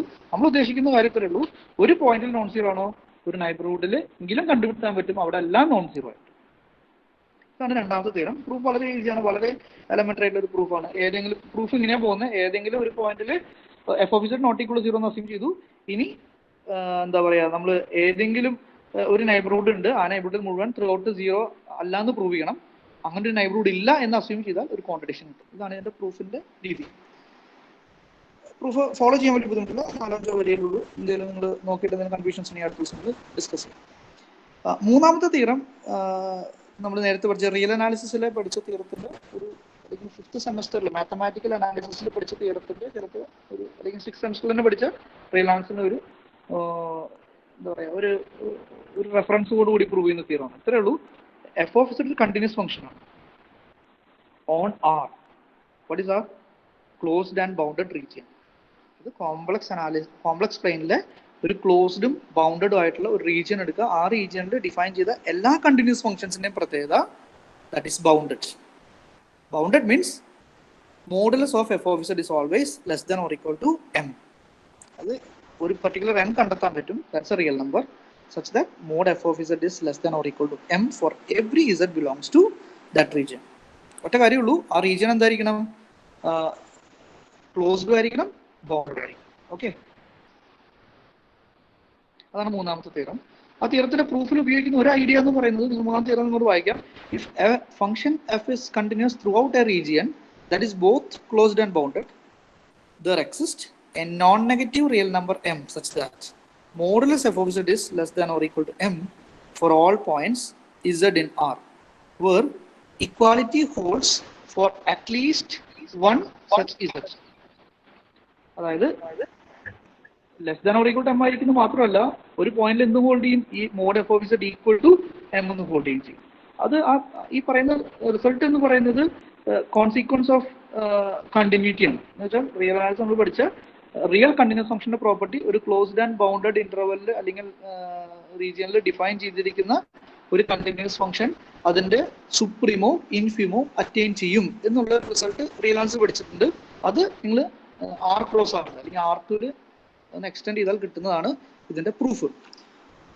അത് നിങ്ങൾ ഓർത്തിരിക്കണം. ഇത് 2 മാർക്കിനൊക്കെ ആയിട്ട് പ്രൂവ് ചെയ്യാൻ ചോദിക്കും. ഇതിൽ പ്രൂവ് ചെയ്യാനുള്ള ഒറ്റ ഐഡിയ ഇത്രയേ ഉള്ളൂ. യു എന്ന് പറയുന്ന ഫംഗ്ഷനും വി എന്ന് പറയുന്ന ഫംഗ്ഷനും R2 ൽ നിന്ന് R ലേക്കുള്ള ഫംഗ്ഷനായിട്ട് കൺസിഡർ ചെയ്യുകയും ആ ഫംഗ്ഷൻസിൽ കണ്ടിന്യൂറ്റിയുടെ കോൺസിക്വൻസ് അപ്ലൈ ചെയ്യുകയും ചെയ്താൽ നമുക്ക് ഈ റിസൾട്ട് ഫോളോ ചെയ്യാൻ പറ്റും. ഇതാണ് തേർഡ് തിയറത്തിൽ ഡിസ്കസ് ചെയ്തിരിക്കുന്ന കാര്യം 18th സെക്ഷൻ. ഓക്കെ, സെക്ഷൻ 19ൽ ഡെറിവേറ്റീവ്സ് ആണ്. അതായത് നമ്മൾ we have started with definition of function, then we have learned limits of function, then continuity of functions. Now we have derivatives of function. ഇതിൽ ആദ്യം definition ആണ്. This definition involves limits. Okay, everything is defined. That means limit, continuity, differentiability, integrability, everything is defined using limits. Okay, so a function f is differentiable at z0 if and only if some limit exists, some kind of limit exists. That's the thing. ലിമിറ്റിനെ പറ്റി നമ്മൾ പഠിച്ചിട്ടുണ്ടോ? ഈ limit ഉണ്ടോ എന്ന് നമുക്ക് evaluate ചെയ്യാൻ പറ്റണം. Limit z tends to z0 f of z minus f of z0 divided by z minus z0. If this limit exists, if and only if we can say that f is differentiable at z0, and this limit is denoted by f dash z0. ഇതായിരിക്കും നിങ്ങൾ ഡെറിവേറ്റീവ്സിന്റെ സെക്ഷനിൽ discuss ചെയ്തിരിക്കുന്ന ഒരു definition. Okay, ഒരു definition പറയാൻ കാരണം ഇതേപോലെ തന്നെ വേറെ ഡെഫിനിഷൻ കൂടെ നമുക്ക് ഡെറിവേറ്റീവ്സിന് ഉപയോഗിക്കാം. ടെക്സ്റ്റുള്ളതായതുകൊണ്ട് അങ്ങനെ എഴുതുന്നുള്ളൂ. എക്സാമ്പിൾ ആയിട്ട് f of z z² എന്ന് പറയുന്ന ഫംഗ്ഷൻ ഡിഫറൻഷ്യബിൾ ആണോ എന്ന് ചെക്ക് ചെയ്യാൻ നമ്മൾ +2 മുതൽ സ്റ്റാർട്ട് ചെയ്തിരിക്കുന്ന അല്ലെങ്കിൽ ചെയ്ത് ശീലിച്ചിരിക്കുന്നത് ഫസ്റ്റ് പ്രിൻസിപ്പൾ ഉപയോഗിച്ച് അല്ലെങ്കിൽ ഡെഫിനിഷൻ ഉപയോഗിച്ച് എങ്ങനെ ഡെറിവേറ്റീവ് കണ്ടെത്തും എന്ന് വെച്ചാൽ how to evaluate this limit z tends to z0 f of z minus f of z0 divided by z minus z0. അത് ഇവാലുവേറ്റ് ചെയ്താൽ you can prove that derivative of f of z is equal to 2z. At the point z0 we can get 2z0. ഇതിൽ result ആയിട്ട് പറയുന്നത്, അതായത് when you study continuity and differentiability we can compare these two concepts. That means one should imply the other. If f is differentiable at some point, then you will get the continuity of that function at that point. അതായത് ഇതൊരു തീർച്ചയായിട്ടൊന്നും കൊടുത്തിരിക്കുന്നതല്ല, ഒരു statement ആയിട്ട് എഴുതി പോയിരിക്കുന്നതാണ് ടെക്സ്റ്റിൽ. പക്ഷെ വളരെ important ആയിട്ടുള്ള റിസൾട്ടാണ്, അതുകൊണ്ടാണ് ഇതിനകത്ത് ഇൻക്ലൂഡ് ചെയ്തിരിക്കുന്നത്. അത് എല്ലാ ഡിഫറൻഷ്യബിൾ ഫംഗ്ഷനും അല്ലെങ്കിൽ ഒരു പോയിന്റിൽ ഡിഫറൻഷ്യബിൾ ആയിട്ടുള്ള ഫംഗ്ഷൻ എല്ലായ്പ്പോഴും ആ പോയിന്റിൽ കണ്ടിന്യൂസും ആയിരിക്കും.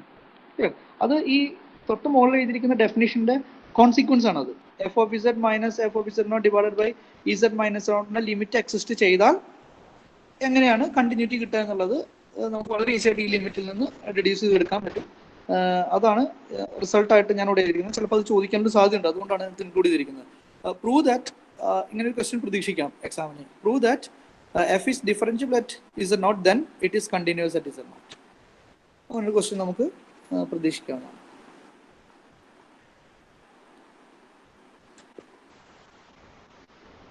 അടുത്തത് സെക്ഷൻ 20 ആണ്. സെക്ഷൻ 20ൽ നമുക്ക് ഡിസ്കസ് ചെയ്യാനുള്ളത് ഡിഫറൻസിയേഷൻ ഫോർമുല ആണ്. അതായത് നമ്മൾ നേരത്തെ ലിമിറ്റ് പഠിച്ചു, ലിമിറ്റിന്റെ സം റൂൾ പഠിച്ചു, പ്രോഡക്റ്റ് റൂൾ പഠിച്ചു. അങ്ങനെ അതേപോലെ തന്നെ നമ്മൾ പറഞ്ഞു കണ്ടിന്യൂറ്റിക്കും അങ്ങനെ പറയാൻ പറ്റുമെന്ന് പറഞ്ഞു. കണ്ടിന്യൂറ്റിക്ക് നമുക്ക് എക്സ്ട്രാ ഒരു കോമ്പോസിഷൻ എന്ന് പറയുന്നത് കണ്ടിന്യൂസ് ഫംഗ്ഷൻസിന്റെ കോമ്പോസിഷൻ കണ്ടിന്യൂസ് ആയിരിക്കും എന്ന് പറഞ്ഞു. അതേപോലെ തന്നെയുള്ള റൂൾസ് എല്ലാം നമുക്ക് ഇവിടെയും ഡിസ്കസ് ചെയ്യാൻ പറ്റും. എന്ന് വെച്ചാൽ സം റൂൾ ഡിസ്കസ് ചെയ്യാൻ പറ്റും, പ്രോഡക്റ്റ് റൂൾ ഡിസ്കസ് ചെയ്യാൻ പറ്റും, കോഷ്യൻ റൂൾ ഡിസ്കസ് ചെയ്യാൻ പറ്റും, ചെയിൻ റൂളും ഡിസ്കസ് ചെയ്യാൻ പറ്റും. ഓക്കെ, ഇതിൽ ഇത്രയാണ് ഈ കാര്യങ്ങളൊക്കെയാണ് സെക്ഷൻ 20ൽ ഇവർ ഡിസ്കസ് ചെയ്തിരിക്കുക. അതായത് ഡിഫറൻസിയേഷൻ ഫോർമുല എന്നാണ് ഇതിൽ പറയുന്നത്. അതായത് ഇതിൽ ആദ്യം ഡിസ്കസ് ചെയ്തിരിക്കുന്നത് sum of two differentiable functions is differentiable, then product of two differentiable functions is differentiable, quotient is differentiable only if denominator is derivative of the denominator is not equal to 0. അപ്പോൾ ഇത്രയും 3 കാര്യങ്ങൾ discuss ചെയ്യുന്നു. പിന്നെ ഇതിൽ പറഞ്ഞിരിക്കുന്നത് chain rule. നമ്മൾ പറഞ്ഞ കോമ്പോസിഷനുമായി ബന്ധപ്പെട്ടാണ് ഈ ചെയിൻ റൂൾ വരുന്നത്. അത് വളരെ ഇമ്പോർട്ടൻ്റ് ആയിട്ടുള്ള റൂളാണ് ഇതിൽ. എങ്ങനെ നിങ്ങൾ റിയൽ അനാലിസിസ് അല്ലെങ്കിൽ കാൽക്കുലസിൽ പഠിച്ചിരിക്കുന്ന അതേ ചെയിൻ റൂൾ തന്നെ ഇവിടെ യൂസ് ചെയ്യാൻ പറ്റും. ഇപ്പോൾ ഒരു ഫംഗ്ഷൻ അല്ലെങ്കിൽ എഫ് കോമ്പോസിഷൻ ജി ഓഫ് ഇസഡിന്റെ ഡെറിവേറ്റീവ് എങ്ങനെ എഴുതാൻ പറ്റും? അപ്പോൾ നമുക്ക് f dash of g of z into g dash z okay എന്ന് പറഞ്ഞ് നമുക്ക് എഴുതാൻ പറ്റും എന്നുള്ളതാണ് ഈ സെഷനിൽ ഡിസ്കസ് ചെയ്യുക. അപ്പോൾ ഇവിടെ നിന്ന് പ്രതീക്ഷിക്കാവുന്ന ഒരു ക്വസ്റ്റ്യൻ എന്ന് പറയുന്നത് ഒരു കോംപ്ലിക്കേറ്റഡ് ഫംഗ്ഷൻ തരും. Complicated in the sense composition ആയിട്ടുള്ള ഒന്നോ രണ്ടോ ഫംഗ്ഷൻസിന്റെ കോമ്പോസിഷൻ ആയിട്ടുള്ള ഒരു പുതിയ ഫംഗ്ഷൻ തരികയും അതിന്റെ ഡിഫറൻഷ്യബിലിറ്റി ഡിസ്കസ് ചെയ്യാൻ പറയുകയും ചെയ്യും. അപ്പോൾ നമ്മൾ ഈ ചെയിൻ റൂൾ ഉപയോഗിച്ച്, ഫോർ എക്സാമ്പിൾ ഞാൻ നേരത്തെ പറഞ്ഞ എക്സാമ്പിൾ തന്നെ കണ്ടെടുക്കുകയാണെങ്കിൽ sine z square, find the derivative sine z square at the point z equal to i എന്ന് പറഞ്ഞാൽ നമ്മൾ സൈൻ ഇസഡ് സ്ക്വയറിന്റെ ഡെറിവേറ്റീവ് എഴുതണം. അപ്പോൾ നമുക്ക് മനസ്സിലാക്കാൻ പറ്റും അത് കോസ് ഇസഡ് റേസ് ടു 2 അല്ലെങ്കിൽ cos Z square into 2z ആണെന്നും ആ ഇസഡ് എന്ന് പറയുന്ന സ്ഥലത്ത് ഒരു പർട്ടിക്കുലർ നമ്പർ അല്ലെങ്കിൽ ഐയിലാണ് കണ്ടുപിടിക്കുന്നത്, ഐ സബ്സ്റ്റിറ്റ്യൂട്ട് ചെയ്യുക എന്നുള്ളതാണ് നമുക്ക് ഇവിടെ നിന്ന് പ്രതീക്ഷിക്കാവുന്ന ഒരു ക്വസ്റ്റ്യൻ. ടെക്സ്റ്റിൽ ഒരു വർക്ക്ഡ് ഔട്ട് ക്വസ്റ്റ്യൻ ഉണ്ട്, അത് നിങ്ങൾ എക്സാമ്പിൾ ഉണ്ട്, അത് നിങ്ങൾ നോക്കി പോകണം. ചിലപ്പോൾ അത് തന്നെ ചോദിക്കാൻ സാധ്യതയുണ്ട്. 2z² plus i whole raise to 5 എന്ന് പറയുന്ന ഒരു ഫംഗ്ഷൻ തന്നിട്ട് അതിന്റെ ഡെറിവേറ്റീവ്സ് കണ്ടുപിടിക്കാൻ പറയുന്നുണ്ട്. അപ്പോൾ നമ്മൾ ചെയിൻ റൂൾ ഒന്നോ രണ്ടോ തവണ അപ്ലൈ ചെയ്തതിനു ശേഷം നമുക്ക് ഇതിന്റെ ഡെറിവേറ്റീവ്സ് കണ്ടുപിടിക്കാൻ പറ്റും. ഇതാണ് സെക്ഷൻ 20-ൽ നമുക്ക് ഡിസ്കസ് ചെയ്യുന്നത്. സെക്ഷൻ 21 ആണ് ഇതുവരെ പറഞ്ഞ കാര്യങ്ങളെല്ലാം ഉപയോഗിച്ചുകൊണ്ട് നമ്മൾ പുതിയൊരു കാര്യം സ്റ്റഡി ചെയ്യാൻ പോകും. എന്ന് വെച്ചാൽ വളരെ റെലവെന്റ് ആയിട്ടുള്ള, അല്ലെങ്കിൽ ഇതെല്ലാം നമ്മൾ പറഞ്ഞതെല്ലാം ഡെഫിനിഷനും എക്സാമ്പിൾസും പിന്നെ അതുമായി ബന്ധപ്പെട്ട റൂൾസും തിയറംസ് ഒക്കെയാണ് പറഞ്ഞുകൊണ്ടിരുന്നത്. ഇപ്പോൾ ഡിഫറൻഷ്യബിലിറ്റി എന്ന് പറയുന്നത് അല്ലെങ്കിൽ ലിമിറ്റ് പറഞ്ഞപ്പോൾ നമ്മൾ ഒരു തിയറം പറഞ്ഞു എങ്ങനെ നമുക്ക് ലിമിറ്റ് ഇവാലുവേറ്റ് ചെയ്യാം. കണ്ടിന്യൂറ്റി പറഞ്ഞപ്പോഴും ഒരു ലിമിറ്റ് എന്ന് പറഞ്ഞു, അതും ഇവാലുവേറ്റ് ചെയ്യാം. അപ്പോൾ ഇതെല്ലാം ഉപയോഗിക്കുന്നത് നമ്മൾ ഡെഫിനിഷൻ ഉപയോഗിച്ചാണ് ഇത്രയും നേരം ചെയ്തുകൊണ്ടിരുന്നത്. ഇതിനേക്കാൾ ഓരോ സമയത്തും നമ്മൾ അന്വേഷിച്ചുകൊണ്ടിരിക്കുന്നത് കോംപ്ലക്സ് അനാലിസിസിൽ എങ്ങനെ ഈ കാൽക്കുലേഷൻസ് എളുപ്പമാക്കാം, ഈസിയസ്റ്റ് വേ എന്താണ്, അതാണ് അന്വേഷിച്ചുകൊണ്ടിരിക്കുക. കാരണം നമ്മൾ തുടങ്ങിയപ്പോൾ ലിമിറ്റിന്റെ കാര്യം പറഞ്ഞപ്പോൾ നമ്മൾ പറഞ്ഞു ഒരു പോയിന്റിലേക്ക് അപ്രോച്ച് ചെയ്യാൻ ഇൻഫിനിറ്റ്ലി മെനി പാത്സ് ഉണ്ട്. എങ്ങനെ പറയാൻ പറ്റും നമുക്ക് ആ ലിമിറ്റ് ഉണ്ടെന്ന്? അപ്പം നമ്മൾ അതിനെ എങ്ങനെ ഇത് എളുപ്പത്തിൽ കണ്ടുപിടിക്കാൻ പറ്റും. അപ്പോൾ ഓരോ കോൺസെപ്റ്റ് പഠിക്കുമ്പോൾ ആ കോൺസെപ്റ്റിനെ എങ്ങനെ എളുപ്പത്തിൽ ക്യാരക്ടറൈസ് ചെയ്യാം എന്നുള്ളതാണ് നമ്മുടെ ഉദ്ദേശം. അപ്പോൾ ഡിഫറൻസിയേഷനെ ക്യാരക്ടറൈസ് ചെയ്യുന്ന റിസൾട്ടുകളാണ് ഈ സെഷനിൽ നമ്മൾ ഡിസ്കസ് ചെയ്യുന്നത്. അപ്പോൾ ക്യാരക്ടറൈസേഷൻ എന്ന് പറഞ്ഞാൽ നമുക്കറിയാം ഒരു if and only if criteria ആണ്. അപ്പോൾ എങ്ങനെയാണ് നമ്മൾ ഒരു പോയിന്റിൽ ഡിഫറൻഷ്യബിൾ ആണെങ്കിൽ if and only if something happens എന്നിങ്ങനെ പറയും. അതിലുള്ള ആദ്യത്തെ ഒരു നെസസറി പാർട്ടാണ് തിയറം 1 ആയിട്ട് ഈ സെഷനിൽ പറഞ്ഞിരിക്കുന്ന വളരെ ഫേമസ് ആയിട്ടുള്ള കോഷി റീമാൻ ഇക്വേഷൻസ് എന്ന് പറയുന്ന ഇക്വേഷൻസ് ആണ് നിങ്ങളിവിടെ കാണാം. ഇതിൽ ഇത്രയും പറഞ്ഞിരിക്കുന്നത്, ഞാൻ തിയറം ഒന്ന് വായിക്കാം, വളരെ ഇമ്പോർട്ടൻറ്റ് തിയറമാണത്. ഇത് ഒരു എസ്സേ ആയിട്ട് വരെ ചോദിക്കാനുള്ള സാധ്യതയുണ്ട്. സ്റ്റേറ്റ് ആൻഡ് പ്രൂഫ് അല്ലെങ്കിൽ ഡിറൈവ് കോഷി റീമാൻ ഇക്വേഷൻസ് എന്ന് പറഞ്ഞൊരു എസ്സേ പോലെ എസ്സേ പാർട്ടിൽ ചോദിക്കാവുന്ന ഒരു അത്രയും ലെങ്തി ആയിട്ടുള്ള അല്ലെങ്കിൽ അത്രയും ഇമ്പോർട്ടൻ്റ് ആയിട്ടുള്ള ഒരു റിസൾട്ടാണിത്. പറഞ്ഞിരിക്കുന്നത് എങ്ങനെയാണ്? Suppose that f of z equal to u of x y plus i v of x Y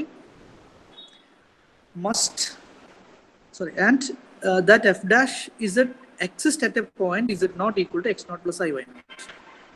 Then the first order partial derivatives of u and v, that is ux and vx, must exist at x naught y naught, and they must satisfy the Cauchy-Riemann equations. Excuse me. Okay. Please change your slide. I have changed, but did you see? It's coming. I have already changed that.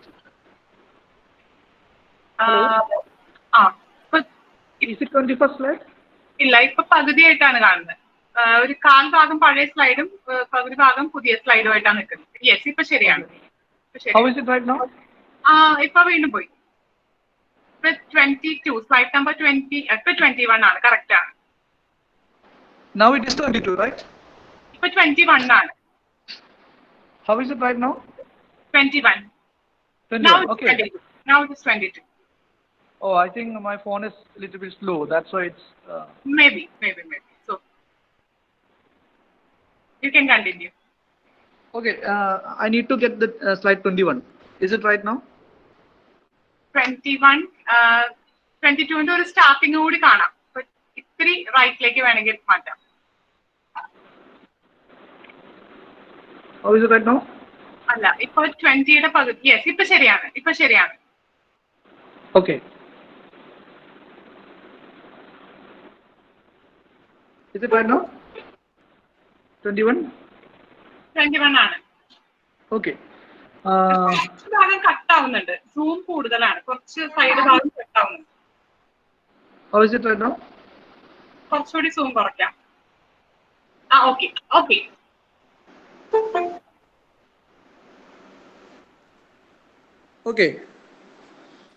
Fine. Hello? Fine, fine. Okay. Okay, so നമുക്ക് ആ theorem നോക്കാം. Section 21 നമ്മൾ പറഞ്ഞ് Cauchy റീമാൻ equations തിയറാണ്. നമ്മുടെ അത് വായിക്കാം. Suppose that f of z equal to u of xy plus I v of xy and that f dash exists at a point z naught equal to x naught plus I y naught. Then the first order partial derivatives of u and v must exist at x naught y naught and they must satisfy the equations what we call Cauchy-Riemann equations. Ux equal to vy, uy is equal to minus vx at the point x naught y naught. Also, f dash z naught can be written f dash z naught equal to ux plus I vx, where these partial derivatives are to be evaluated at the point x naught y naught. അപ്പോൾ ഈ തിയറത്തിൽ നിന്ന് കിട്ടുന്നത് ശരിക്കും ഈ തിയറത്തിന്റെ proof നിങ്ങൾ ഒന്ന് study ചെയ്യണം. വളരെ ഇമ്പോർട്ടൻ്റ് ആയിട്ടുള്ള പ്രൂഫാണ്. ഇത് ചെയ്തിരിക്കുന്ന ഇത്രയേ ഉള്ളൂ. നമ്മൾ നേരത്തെ ലിമിറ്റിന്റെ കാര്യം പറഞ്ഞില്ലേ, ഒരു ലിമിറ്റ് എക്സിസ്റ്റ് ചെയ്യണമെങ്കിൽ എല്ലാ പാത്തിൽ കൂടെയും ലിമിറ്റ് ഉണ്ടാവണം എന്ന് പറഞ്ഞ പോലെയുള്ള ആ റിസൾട്ടാണ് ഇവിടെ യൂസ് ചെയ്തിരിക്കുന്നത്. അതായത് f of z equal to u of x y plus i v of x വൈയില് നമ്മൾ നേരത്തെ പറഞ്ഞ f of z minus f of z naught divided by z minus z not എന്ന് പറയുന്ന limit as z tends z naught evaluate ചെയ്യുമ്പോൾ ആ limit exist ചെയ്താലാണ് derivative ഉണ്ടാവുക. ആ ലിമിറ്റ് എക്സിസ്റ്റ് ചെയ്താൽ എല്ലാ പാത്തിൽ കൂടിയും എക്സിസ്റ്റ് ചെയ്യും. എല്ലാ പാത്തിൽ കൂടി എക്സിസ്റ്റ് ചെയ്താൽ പാരലൽ ടു എക്സ് ആക്സിസും പാരലൽ ടു വൈ ആക്സിസും എക്സിസ്റ്റ് ചെയ്യും. എന്ന് വെച്ചാൽ ഒരു path if you choose A path that approaches z naught parallel to x axis. Similarly, we choose a path that approaches to z naught which is parallel to y axis. എല്ലാ പാത്തിൽ കൂടിയും limit exist ചെയ്താൽ ഈ രണ്ട് പാത്തിൽ കൂടിയും limit exist ചെയ്യും. ഈ രണ്ട് പാത്തിൽ കൂടി എക്സിസ്റ്റ് ചെയ്യുന്നത് മാത്രമല്ല അത് സെയിം ആയിരിക്കും ചെയ്യും. അത് ഇക്വേറ്റ് ചെയ്യുമ്പോഴാണ് നമ്മൾ ഈ പറഞ്ഞ ഇക്വേഷൻസിലേക്ക് എത്തുന്നത്. അതായത് u x equal to v y എന്നും u y equal to minus v x എന്നും പറയുന്ന ഇക്വേഷൻസിലേക്ക് എത്തുന്നത്. ശരിക്കും അത് u x equal to v y എന്ന് വായിക്കേണ്ടത് എങ്ങനെയാണ്? U x at the point x naught y naught, vy at the point x naught y naught. Similarly, uy at the point x naught y naught equal to minus vx at the point x naught y naught. എല്ലാം x naught y naught എന്ന് പറഞ്ഞ പോയിന്റാണ് evaluate ചെയ്യുക. കാരണം അവിടെ മാത്രമാണ് derivative exist ചെയ്യുന്നത് നമ്മൾ അസ്യൂം ചെയ്തിരിക്കുന്നത്. അപ്പോൾ ഈ തിയറത്തിന്റെ ഒരു ഇമ്പോർട്ടൻസ് എന്ന് പറയുന്നത്, ഇമ്പോർട്ടൻസ് അല്ലെങ്കിൽ ലിമിറ്റേഷൻ എന്ന് പറയാം, ഇതൊരു നെസസറി കണ്ടീഷൻ മാത്രമാണ്. ഇതൊരിക്കലും സഫീഷ്യന്റ് കണ്ടീഷൻ അല്ല. അതായത് ഈ സി ആർ ഇക്വേഷൻസ് സാറ്റിസ്ഫൈ ചെയ്തുകൊണ്ട് മാത്രം, അല്ലെങ്കിൽ ഡെറിവേറ്റീവ് എക്സിസ്റ്റ് ചെയ്തു, സി ആർ ഇക്വേഷൻസ് സാറ്റിസ്ഫൈ ചെയ്തു, C R equations means Cauchy Riemann equations, അത് സാറ്റിസ്ഫൈ ചെയ്തുകൊണ്ട് മാത്രം ഈ f of z differentiable at z equal to z nought ആവുമെന്ന് നിർബന്ധമില്ല. അപ്പോൾ അതിന്റെ തിയറംസ് നമ്മൾ എടുത്ത് ഡിസ്കസ് ചെയ്യാം. എന്തെല്ലാം കാര്യങ്ങൾ കൂടുതൽ ഉണ്ടാകുമ്പോഴാണ് ഇത് സഫീഷ്യന്റ് ആവണേ എന്നുള്ളത്. അപ്പോൾ ഇതൊരു നെസസറി കണ്ടീഷനാണ്. അതുകൊണ്ട് തന്നെ പലപ്പോഴും ഡിഫറൻഷ്യബിലിറ്റി ചില ഫംഗ്ഷൻസിന്റെ അല്ലെങ്കിൽ പല ഫംഗ്ഷൻസിന്റെയും ഡിഫറൻഷ്യബിലിറ്റി ഫെയിൽ ആവും എന്ന് പറയാൻ വേണ്ടിയാണ് നമ്മൾ ഈ റിസൾട്ട് അപ്ലൈ ചെയ്യുക. അതായത് എഫ് ഓഫ് ഇസഡ് എന്ന് പറയുന്ന ഒരു ഫംഗ്ഷൻ എവിടെയെങ്കിലും ഡിഫറൻഷ്യബിലിറ്റി ഫെയിൽ ആവുന്നുണ്ടോ എന്ന് എളുപ്പത്തിൽ കണ്ടുപിടിക്കാൻ വേണ്ടി നമുക്കിത് ഉപയോഗിക്കാം. അല്ലെങ്കിൽ ഇതൊരു നെസസറി കണ്ടീഷൻ ആണെന്നാണ് നമ്മൾ മനസ്സിലാക്കേണ്ടത്. അതിന്റെ പ്രൂഫ് നിങ്ങൾ എന്തായാലും കാണാതെ പഠിച്ചേ പറ്റുള്ളൂ. കാണാതെ എഴുതേണ്ടി വരും, മുഴുവൻ എഴുതേണ്ടി വരും. ഇത് കുറച്ച് ലെങ്തി പ്രൂഫാണ്, അതെന്തായാലും നിങ്ങൾ പഠിക്കണം. അടുത്തത് സെക്ഷൻ 22 ആണ്. ഞാൻ സ്ലൈഡ് മുഴുവനായിട്ട് കാണുമെന്ന് വിചാരിക്കുന്നു. ഓക്കെ, ഇതിലെ തിയറം 21 ചേഞ്ച് ആയിട്ടില്ല, ഇപ്പോഴും 21 ആണ് കാണുന്നത്, 22ലേക്ക് മാറിയിട്ടില്ല. Okay okay, just A minute. ഇത് ഞാൻ ഇവിടെ ചേഞ്ച് ചെയ്തു, പക്ഷേ എനിക്ക് തോന്നുന്നത് കുറച്ച് സ്ലോ ആയതുകൊണ്ട് ചിലപ്പോൾ. യെസ്, 22 ആണ്. ഓക്കെ, അത് I think it is at least bit slow, network is slow. It's okay.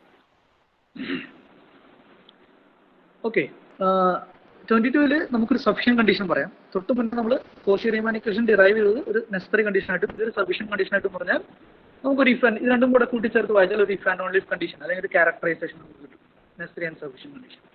അപ്പോൾ ഇവിടെ സഫിഷ്യന്റ് കണ്ടീഷനിൽ പറഞ്ഞിരിക്കുന്ന തിയറം ഇതാണ്.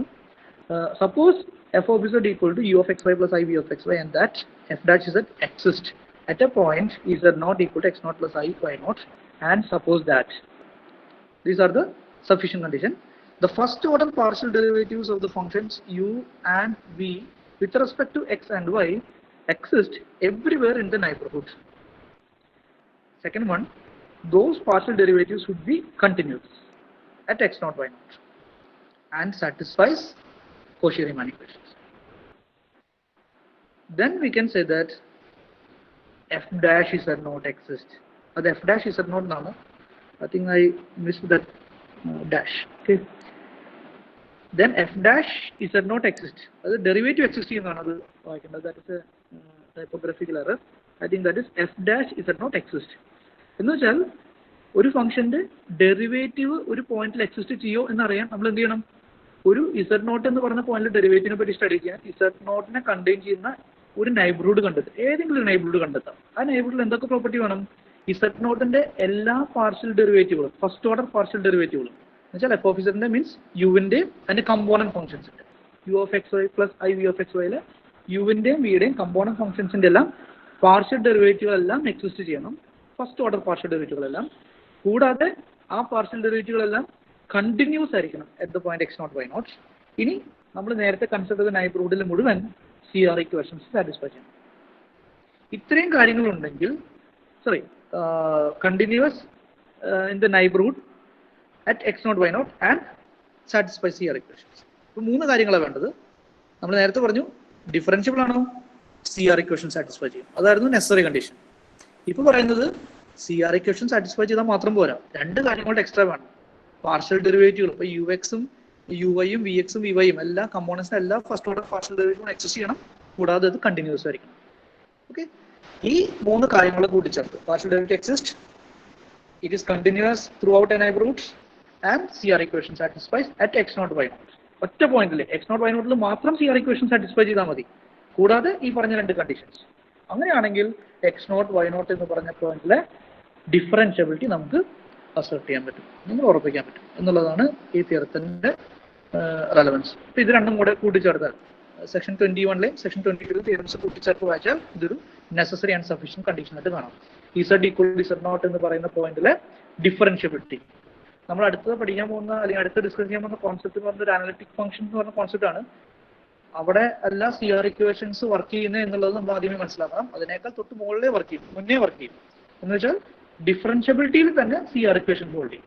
അനലിറ്റിക് എന്ന് പറഞ്ഞാൽ കുറച്ചുകൂടി സ്ട്രോങ് ആയിട്ടുള്ള കണ്ടീഷൻ, അല്ലെങ്കിൽ കുറേയും കൂടെ എക്സ്ട്രാ എന്താ പറയുക പ്രോപ്പർട്ടീസ് വേണ്ടതാണ് അനലിറ്റിക് ഫംഗ്ഷൻസ്. അതല്ല, ഡിഫറൻഷ്യബിലിറ്റി എന്ന് പറയുന്ന ഒരു പോയിന്റിലെയാണ്. ഒരു പോയിന്റിൽ ഡിഫറൻഷ്യബിൾ ആണോ CR ഇക്വേഷൻ സാറ്റിസ്ഫൈ ചെയ്യും. ഇനി CR ഇക്വേഷൻ സാറ്റിസ്ഫൈ ചെയ്യും ഒരു നൈബർഹുഡിൽ കണ്ടിന്യൂസ് ആണോ പാർഷ്യൽ ഡെറിവേറ്റീവുകളെല്ലാം. അങ്ങനെയാണെങ്കിൽ നമുക്ക് തിരിച്ച് ആ ഫംഗ്ഷന്റെ ഡിഫറൻഷ്യബിലിറ്റി കിട്ടും ചെയ്യും. ഇതാണ് നമ്മൾ ഉദ്ദേശിച്ച necessary and sufficient condition for differentiability. Okay, next is section 24. Section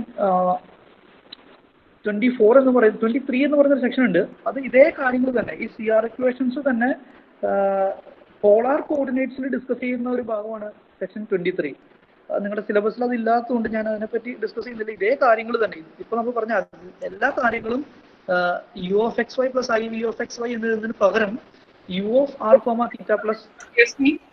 hello, slide ഇപ്പോഴും 22-ൽ നിൽക്കുകയാണ്, മുൻപോട്ട് പോകുന്നില്ല. ഓക്കെ ഓക്കെ ഓക്കെ, ഈ 24 ആണ് സ്ലൈഡ് വേണ്ടത്. 24 ആണ്. ഓക്കെ ഓക്കെ, ഞാൻ 23-നെ പറ്റി ഒന്ന് ജസ്റ്റ് മെൻഷൻ ചെയ്തതാണ്, നമ്മുടെ സിലബസിലില്ല. പക്ഷേ ഇതേ കാര്യങ്ങൾ തന്നെ 23 എന്ന് പറഞ്ഞ സെക്ഷനിൽ ഡിസ്കസ് ചെയ്തിട്ടുണ്ട്. അപ്പോൾ തൽക്കാലത്തേക്ക് നമ്മൾ അത് സ്കിപ്പ് ചെയ്തിട്ട് 24-ൽ എത്തിയിരിക്കുന്നു. 24-ലാണ് നമുക്ക് അനലറ്റിക് ഫംഗ്ഷൻസിനെ പറ്റി ഡിസ്കസ് ചെയ്യാനുള്ളത്. അനലറ്റിക് ഫംഗ്ഷൻസിന്റെ ഡെഫിനിഷൻ ആണ് ഇവിടെ 2 ഡെഫിനിഷൻസ് ആണുള്ളത്. ഒന്ന് അനലറ്റിക് ഫംഗ്ഷനും ഒന്ന് എൻഡയർ ഫംഗ്ഷനും. രണ്ടിന്റെയും പ്രോപ്പർട്ടി പറയുന്നത് ഒരേപോലെ തന്നെയാണ്. അതിന്റെ ഡൊമൈനിലുള്ള ചെറിയ ഡിഫറൻസ് മാത്രമാണ് നമുക്കിവിടെ ഉള്ളത്. അപ്പോൾ ഞാൻ ഡെഫിനിഷൻ വായിക്കാം. A function f of the complex variable z is analytic at a point z0 if it has a derivative at each point in some neighborhood of z0. അതായത് അനലിറ്റിക് ഫംഗ്ഷന്റെ ഡെഫിനിഷനിൽ നിങ്ങൾ പ്രത്യേകം ശ്രദ്ധിക്കേണ്ട കാര്യം, അനലിറ്റിക് ഫംഗ്ഷൻ ഡെഫിനിഷൻ എന്ന് പറയുന്നതും differentiability ഉപയോഗിച്ചുള്ള definition തന്നെയാണ്. പക്ഷേ ഡിഫറൻഷ്യബിലിറ്റി ഒരു പോയിന്റിൽ മാത്രം കിട്ടിയാൽ നമ്മൾ ഡിഫറൻഷ്യബിൾ എന്ന് പറയും ആ ഫംഗ്ഷനെ. ഇനി ഡിഫറൻഷ്യബിലിറ്റി ഒരു പോയിന്റും അതിന്റെ നൈബർഹുഡിൽ മുഴുവനും കിട്ടുവാണെങ്കിൽ അത്തരം ഡിഫറൻഷ്യബിലിറ്റിനെ നമ്മൾ വിളിക്കുന്ന പേരാണ് അനലറ്റിസിറ്റി എന്ന് പറയാം. അതായത് ഒരു പോയിന്റിലും അതിന്റെ നൈബർഹുഡിലും മുഴുവനായിട്ടും ഡിഫറൻഷ്യബിൾ ആവാം. That differentiability is called analyticity. So a function is function f is analytic if and only if it has a derivative at each point in some neighborhood of z0 including z0. ഇനി നമുക്ക് ഒരു function കിട്ടി, ആ function complex പ്ലെയിനിൽ മുഴുവൻ analytic ആണെങ്കിൽ നമുക്ക് പറയാൻ പറ്റും എല്ലാ പോയിന്റിലും അനലിറ്റിക് ആണ്. എന്നുവെച്ചാൽ ഒരു ഏത് പോയിന്റ് കിട്ടിയാലും you can find A neighbourhood at which this function is differential. അത്തരം ഫംഗ്ഷൻസിനെ നമ്മൾ വിളിക്കുന്ന പേരാണ് that is termed as entire functions. Entire function എന്ന് വെച്ചാൽ ഡിഫറൻഷ്യബിൾ ഫംഗ്ഷൻ തന്നെ, അനലിറ്റിക് ഫംഗ്ഷൻ തന്നെ, പക്ഷേ ഡൊമൈൻ എന്ന് പറയുന്നത് കോംപ്ലക്സ് പ്ലെയിൻ മുഴുവനും, എല്ലാ കോംപ്ലക്സ് പ്ലെയിനിലെ എല്ലാ പോയിന്റ്സിലും അനലിറ്റിക് ആയിരിക്കും. ഇവിടെ നിങ്ങൾ ഇതിന്റെ ഡെഫിനിഷൻ ടെക്സ്റ്റ് വായിക്കുമ്പോൾ അതിനകത്ത് കാണാൻ പറ്റുന്ന ഒരു കാര്യം, entire function is a function that is analytic at each point in the entire finite plane. എന്നുവെച്ചാൽ എൻഡയർ പ്ലെയിൻ എന്ന് മതിയായിരുന്നു. എന്തുകൊണ്ടാണ് എൻഡയർ ഫൈനൈറ്റ് പ്ലെയിൻ എന്ന് വെച്ച് കഴിഞ്ഞാൽ ഉദ്ദേശിക്കുന്നത് വെച്ചാൽ കോംപ്ലക്സ് നമ്പേഴ്സ് പഠിക്കുമ്പോൾ നമുക്ക് ഇൻഫിനിറ്റി അല്ലെങ്കിൽ നമ്മൾ റിയൽ നമ്പേഴ്സ് പഠിക്കുമ്പോൾ ഇൻഫിനിറ്റി എന്ന് പറയുന്നത് നമ്മൾ റിയൽ നമ്പറായിട്ട് കൺസിഡർ ചെയ്യാറില്ല. അതുപോലെ തന്നെ കോംപ്ലക്സ് നമ്പേഴ്സ് പഠിക്കുമ്പോൾ ഇൻഫിനിറ്റി എന്ന് പറയുന്ന ഒരു കോംപ്ലക്സ് നമ്പറായിട്ട് കൺസിഡർ ചെയ്യാറില്ല. പക്ഷേ ഇൻഫിനിറ്റീനെ കൂടെ കോംപ്ലക്സ് നമ്പറിന്റെ കൂടെ ഒരേ സമയം പഠിക്കേണ്ട അവസ്ഥകൾ ഉണ്ടാവും. നമ്മൾ പറഞ്ഞ എക്സ്റ്റൻഡ് റിയൽ നമ്പർ സിസ്റ്റം പോലുള്ള കാര്യങ്ങളൊക്കെ സ്റ്റഡി ചെയ്യുന്നത് വെച്ചാൽ റിയൽ നമ്പേഴ്സും കൂടെ ഇൻഫിനിറ്റിയും കൂടെ വന്നാൽ എന്ത് സംഭവിക്കും? അത്തരം ഡിസ്കഷൻസും കോംപ്ലക്സ് നമ്പേഴ്സിലുണ്ട്. ഈ ടെക്സ്റ്റിലും അത് ഡിസ്കസ് ചെയ്യുന്നുണ്ട്. തൽക്കാലത്തേക്ക് നമ്മുടെ സിലബസിൽ ഇല്ലാത്തതുകൊണ്ട് ഇൻഫിനിറ്റിനും കൂടെ സ്റ്റഡി ചെയ്യുന്ന എന്താ പറയുക കോംപ്ലക്സ് അനാലിസിസ് എന്ന് പറയുന്ന റിസൾട്ടുകളുണ്ട്. അപ്പോൾ അതല്ല ഇവിടെ ഉദ്ദേശിക്കുന്നത് ഇൻഫിനിറ്റി ഇല്ലാത്ത എല്ലാ കോംപ്ലക്സ് നമ്പേഴ്സും. അതുകൊണ്ടാണ് നമ്മുടെ എൻഡയർ ഫൈനൈറ്റ് പ്ലെയിൻ എന്ന് വിളിച്ചിരിക്കുന്നത്. എന്ന് വെച്ചാൽ നിങ്ങൾ നമുക്ക് കോംപ്ലക്സ് പ്ലെയിൻ കൺസിഡർ ചെയ്യുമ്പോൾ നമുക്ക് വിഷ്വലൈസ് ചെയ്യാൻ പറ്റുന്ന ഒരു ഫൈനൈറ്റ് പാർട്ട് മാത്രമാണ്. എത്ര വലിയ ഫൈനൈറ്റ് പാർട്ട് വേണമെങ്കിൽ കൺസിഡർ ചെയ്യാം, പക്ഷേ ഇൻഫിനിറ്റി കൺസിഡർ ചെയ്യാൻ പറ്റില്ല. അതുകൊണ്ടാണ് ഇവിടെ ഒരു ഫൈനൈറ്റ് പ്ലെയിൻ എന്ന് പറയുന്ന, അല്ലെങ്കിൽ നമ്മളവിടെ ആ ഫൈനൈറ്റിന് വലിയ റെലവൻസ് ഇല്ല. നമ്മൾ മനസ്സിലാക്കേണ്ടത് കോംപ്ലക്സ് പ്ലെയിനിലെ എല്ലാ പോയിന്റിലും, ഓക്കെ, കോംപ്ലക്സ് പ്ലെയിനിലെ എല്ലാ പോയിന്റിലും ഈ ഫംഗ്ഷൻ അനലിറ്റിക് ആയിരിക്കണം എന്നുള്ളതാണ്. അത്രേ ആ പറയുന്ന ഫൈനൈറ്റിന്റെ മീനിങ് ഉള്ളൂ. അതുകൂടെ പറയാനുള്ള കാരണം ഇതിൽ അങ്ങനെ അല്ലാത്ത കാര്യങ്ങളും ഇവർ ഈ ബുക്കിൽ ഡിസ്കസ് ചെയ്യുന്നുണ്ട് എന്നുള്ളതാണ്. ഓക്കെ, ഇവിടെ വളരെ ഇമ്പോർട്ടൻ്റ് ആയിട്ടുള്ള രണ്ട് റിമാർക്ക് നമ്മൾ ശ്രദ്ധിക്കണം. അതായത് ഒരു ഓപ്പൺ സെറ്റിലാണ് അനലിറ്റിസിറ്റി സാധാരണ രീതിയിൽ പറയാറുള്ളത്. എന്ന് വെച്ചാൽ ഒരു ഫംഗ്ഷൻ അനലിറ്റിക് ആവുന്നത് ഒരു ഓപ്പൺ സെറ്റിലാണെന്ന് പറഞ്ഞാൽ അതിന്റെ മീനിങ് ആ ഓപ്പൺ സെറ്റിലെ എല്ലാ പോയിന്റിലും അനലിറ്റിക് ആവാന്നുള്ളതാണ്. ഇനി ക്ലോസ്ഡ്, അതായത് ഓപ്പൺ സെറ്റ് അല്ലാത്ത, അതായത് ക്ലോസ്ഡ് ആണെന്ന് പറയാൻ പറ്റില്ല, ഓപ്പൺ സെറ്റ് അല്ലാത്ത ഏതെങ്കിലും സെറ്റിൽ നിങ്ങൾക്ക് അനലിറ്റിസിറ്റി ഡിഫൈൻ ചെയ്യണമെങ്കിൽ, അല്ലെങ്കിൽ ഒരു ഫംഗ്ഷൻ അനലിറ്റിക് ആണോ ചെക്ക് ചെയ്യണമെങ്കിൽ, അല്ലെങ്കിൽ അതിന്റെ നിങ്ങൾ എവിടെയെങ്കിലും അത് വായിച്ചാൽ ഓപ്പൺ അല്ലാത്തൊരു സ്ഥലത്ത് ഈ ഫംഗ്ഷൻ അനലിറ്റിക് ആണെന്ന് ആരെങ്കിലും എഴുതി കഴിഞ്ഞാൽ, ഈ ടെക്സ്റ്റിൽ എഴുതി കഴിഞ്ഞാൽ അതിന്റെ മീനിങ് ഇവിടെ ഉദ്ദേശിക്കുന്നുള്ളൂ, നിങ്ങൾ ഓപ്പൺ അല്ലാത്ത ഏതെങ്കിലും സെറ്റ് അനലിറ്റിസിറ്റി എന്ന് പറയുന്നത് ആ ഡിഫൈൻ ചെയ്ത സെറ്റിനെ കണ്ടെയ്ൻ ചെയ്യുന്ന ഒരു ഓപ്പൺ സെറ്റ് എടുക്കും. ഓക്കെ, അതായത് ഏതെങ്കിലും ഇപ്പൊ ഒരു ക്ലോസ്ഡ് ഡിസ്ക്, അതിൽ എഫ് അനലിറ്റിക് ആണോ എന്ന് ചെക്ക് ചെയ്യണം, അല്ലെങ്കിൽ അനലിറ്റിക് ആണെന്ന് പറഞ്ഞിരിക്കുന്നു. അതിന്റെ മീനിങ് എന്താണ്? ആ ക്ലോസ്ഡ് ഡിസ്കിനെ കണ്ടെയ്ൻ ചെയ്യുന്ന പുതിയൊരു ഓപ്പൺ ഡിസ്ക് എടുക്കണം. ഓക്കെ, അവിടെ അനലിറ്റിക് ആണ് എന്നുള്ളതാണ് ഈ പറഞ്ഞതിന്റെ മീനിങ്. ക്ലിയർ? അതായത് a function f is analytic in an open set if it has a derivative everywhere in that set. If we should speak of a function f that is analytic in a set which is not open, what is the meaning of that? It is to be understood that f is analytic in an open set containing s. s നെ contain ചെയ്യുന്ന ഒരു open സെറ്റിൽ analytic ആണ് എന്നുള്ളതാണ് നമ്മളൊരു closed സെറ്റിൽ analytic ആണെന്ന് പറയാനുള്ള condition.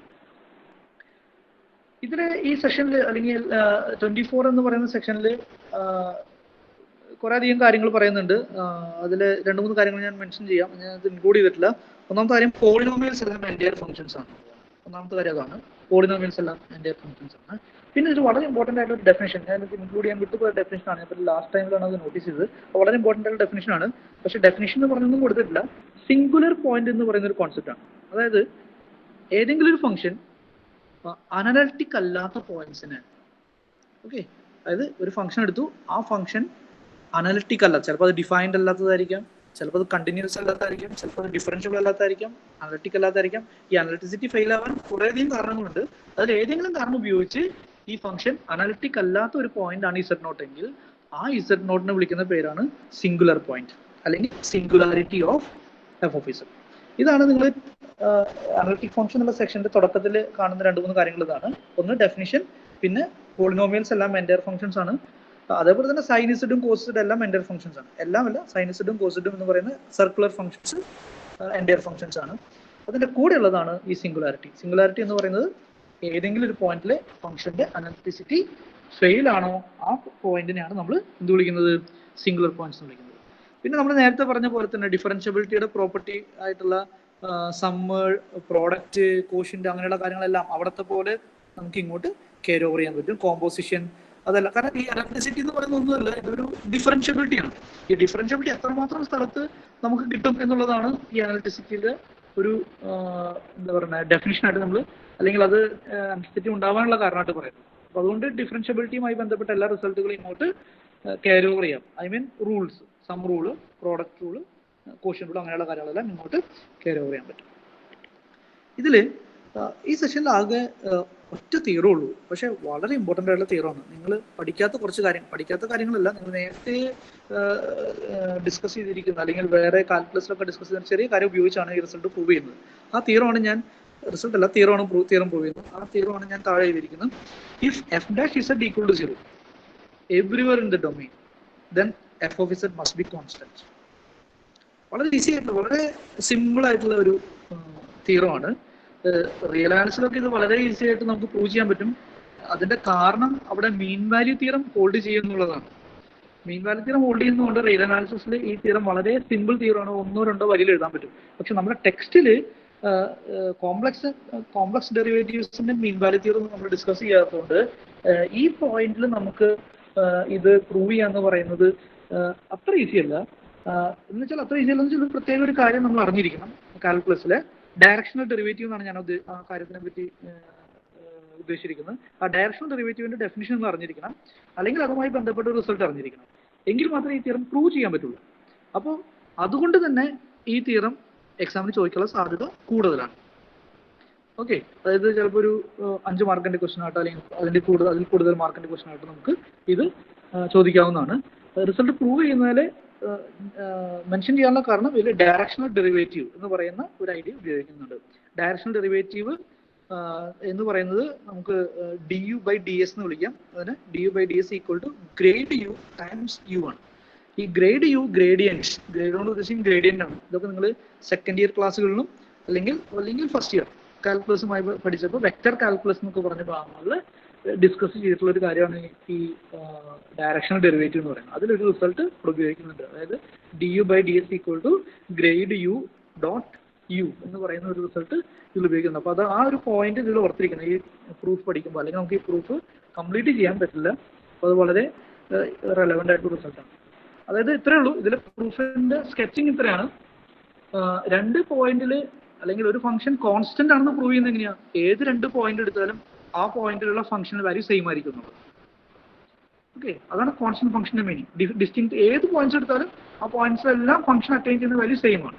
അപ്പോൾ ഇവർ ചെയ്യുന്നത് 2 പോയിന്റ് എടുക്കുന്നു, ആ 2 പോയിന്റിൽ ഫംഗ്ഷന്റെ വാല്യൂ സെയിം ആണെന്ന് പ്രൂവ് ചെയ്യും. അതാണ് അവിടുത്തെ ഐഡിയ. അപ്പോൾ ഇത് പ്രൂവ് ചെയ്യുന്നത് എങ്ങനെയാണ്? ഇവര് ഒരു പി എന്ന് പറഞ്ഞ പോയിന്റും ഒരു ക്യൂ എന്ന് പറഞ്ഞ പോയിന്റും കൺസിഡർ ചെയ്യും കോംപ്ലക്സ് പ്ലെയിനിൽ. ആ 2 പോയിന്റിൽ എഫ് അറ്റൈൻ ചെയ്യുന്ന വാല്യൂസ് സെയിം ആണെന്ന് പ്രൂവ് ചെയ്യും. അത് പ്രൂവ് ചെയ്യുന്നത് എങ്ങനെയാണ്?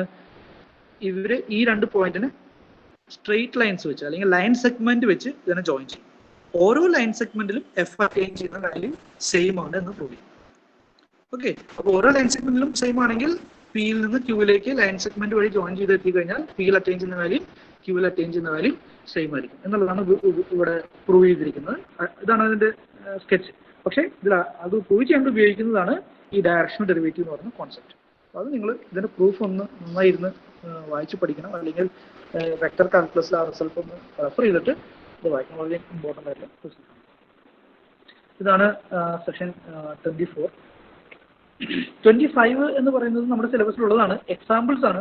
അപ്പോൾ അതിൽ വർക്ക്ഡ് ഔട്ട് എക്സാമ്പിൾസ് കൊടുത്തിട്ടുണ്ട്. അപ്പോൾ എക്സാമ്പിൾസ് ആണ് നമുക്ക് 25. ഞാനത് സ്ലൈഡ് ഇതിൽ ഇൻക്ലൂഡ് ചെയ്തിട്ടില്ല. പക്ഷേ 25 എന്ന് പറയുന്നത് 3-4 വർക്ക്ഡ് ഔട്ട് എക്സാമ്പിൾസ് ഉണ്ടാവും. അതിൽ 3ാമത്തെ വർക്ക്ഡ് ഔട്ട് എക്സാമ്പിൾ വളരെ ഇമ്പോർട്ടൻ്റ് ആണ്. അതിൽ പറഞ്ഞിരിക്കുന്നത് എങ്ങനെയാണ്? ഒരു ഫംഗ്ഷൻ എഫ് ഓഫ് ഇസഡ് എന്ന് പറയുന്നത് നമുക്ക് യു പ്ലസ് ഐ വി എന്ന് എഴുതാൻ പറ്റും. എങ്കിൽ എഫ് കോൺജുഗേറ്റ് എന്ന് പറയുന്ന ഫംഗ്ഷൻ എന്താണ്? അതായത് ഒരു ഫംഗ്ഷന്റെ കോൺജുഗേറ്റ്.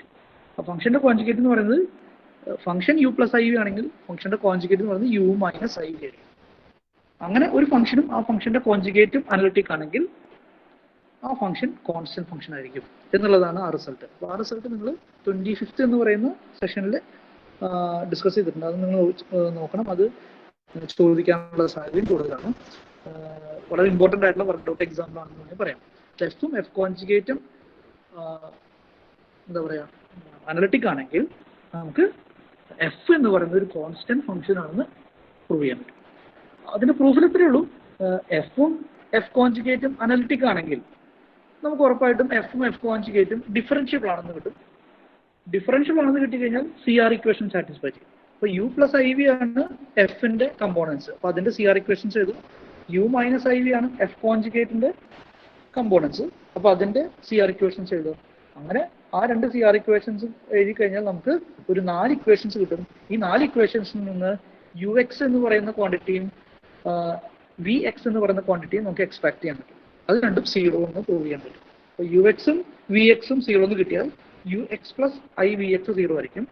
UX പ്ലസ് IVX 0 ആണെങ്കിൽ അതിൻ്റെ അടുത്ത് എന്താണ് F ഡാഷ് 0 ആയിരിക്കും. Okay, F dash of Z എന്ന് പറയുന്നതാണ് UX പ്ലസ് IVX. ഇതാണ് 25th ചാപ്റ്ററിൽ വളരെ ഇമ്പോർട്ടൻ്റ്. 2-3 എക്സാമ്പിൾസും കൂടി ഉണ്ട്, നമ്മൾ വർക്ക്ഔട്ട് ചെയ്യാം. കൂടുതലും ഈ എന്താ പറയുക വർക്ക്ഡ് ഔട്ട് എക്സാമ്പിൾസ് ചോദിക്കാനാണ് സാധ്യതയുള്ളത്. അപ്പോൾ അത് നിങ്ങൾ എന്തായാലും പഠിച്ചിട്ട് പോകണം. എക്സസൈസ് മുഴുവൻ ശരിയാണ്, എക്സസൈസ് മുഴുവൻ പഠിച്ചിട്ട് പോകാൻ പറ്റില്ല. അപ്പോൾ നിങ്ങൾ എക്സസൈസ് ഒരു ക്വസ്റ്റ്യൻ വന്നാൽ നിങ്ങൾ ഈ എക്സാമ്പിൾസ് ചെയ്ത ഒരു ധൈര്യം വെച്ചാൽ, അല്ലെങ്കിൽ you need to attempt that question.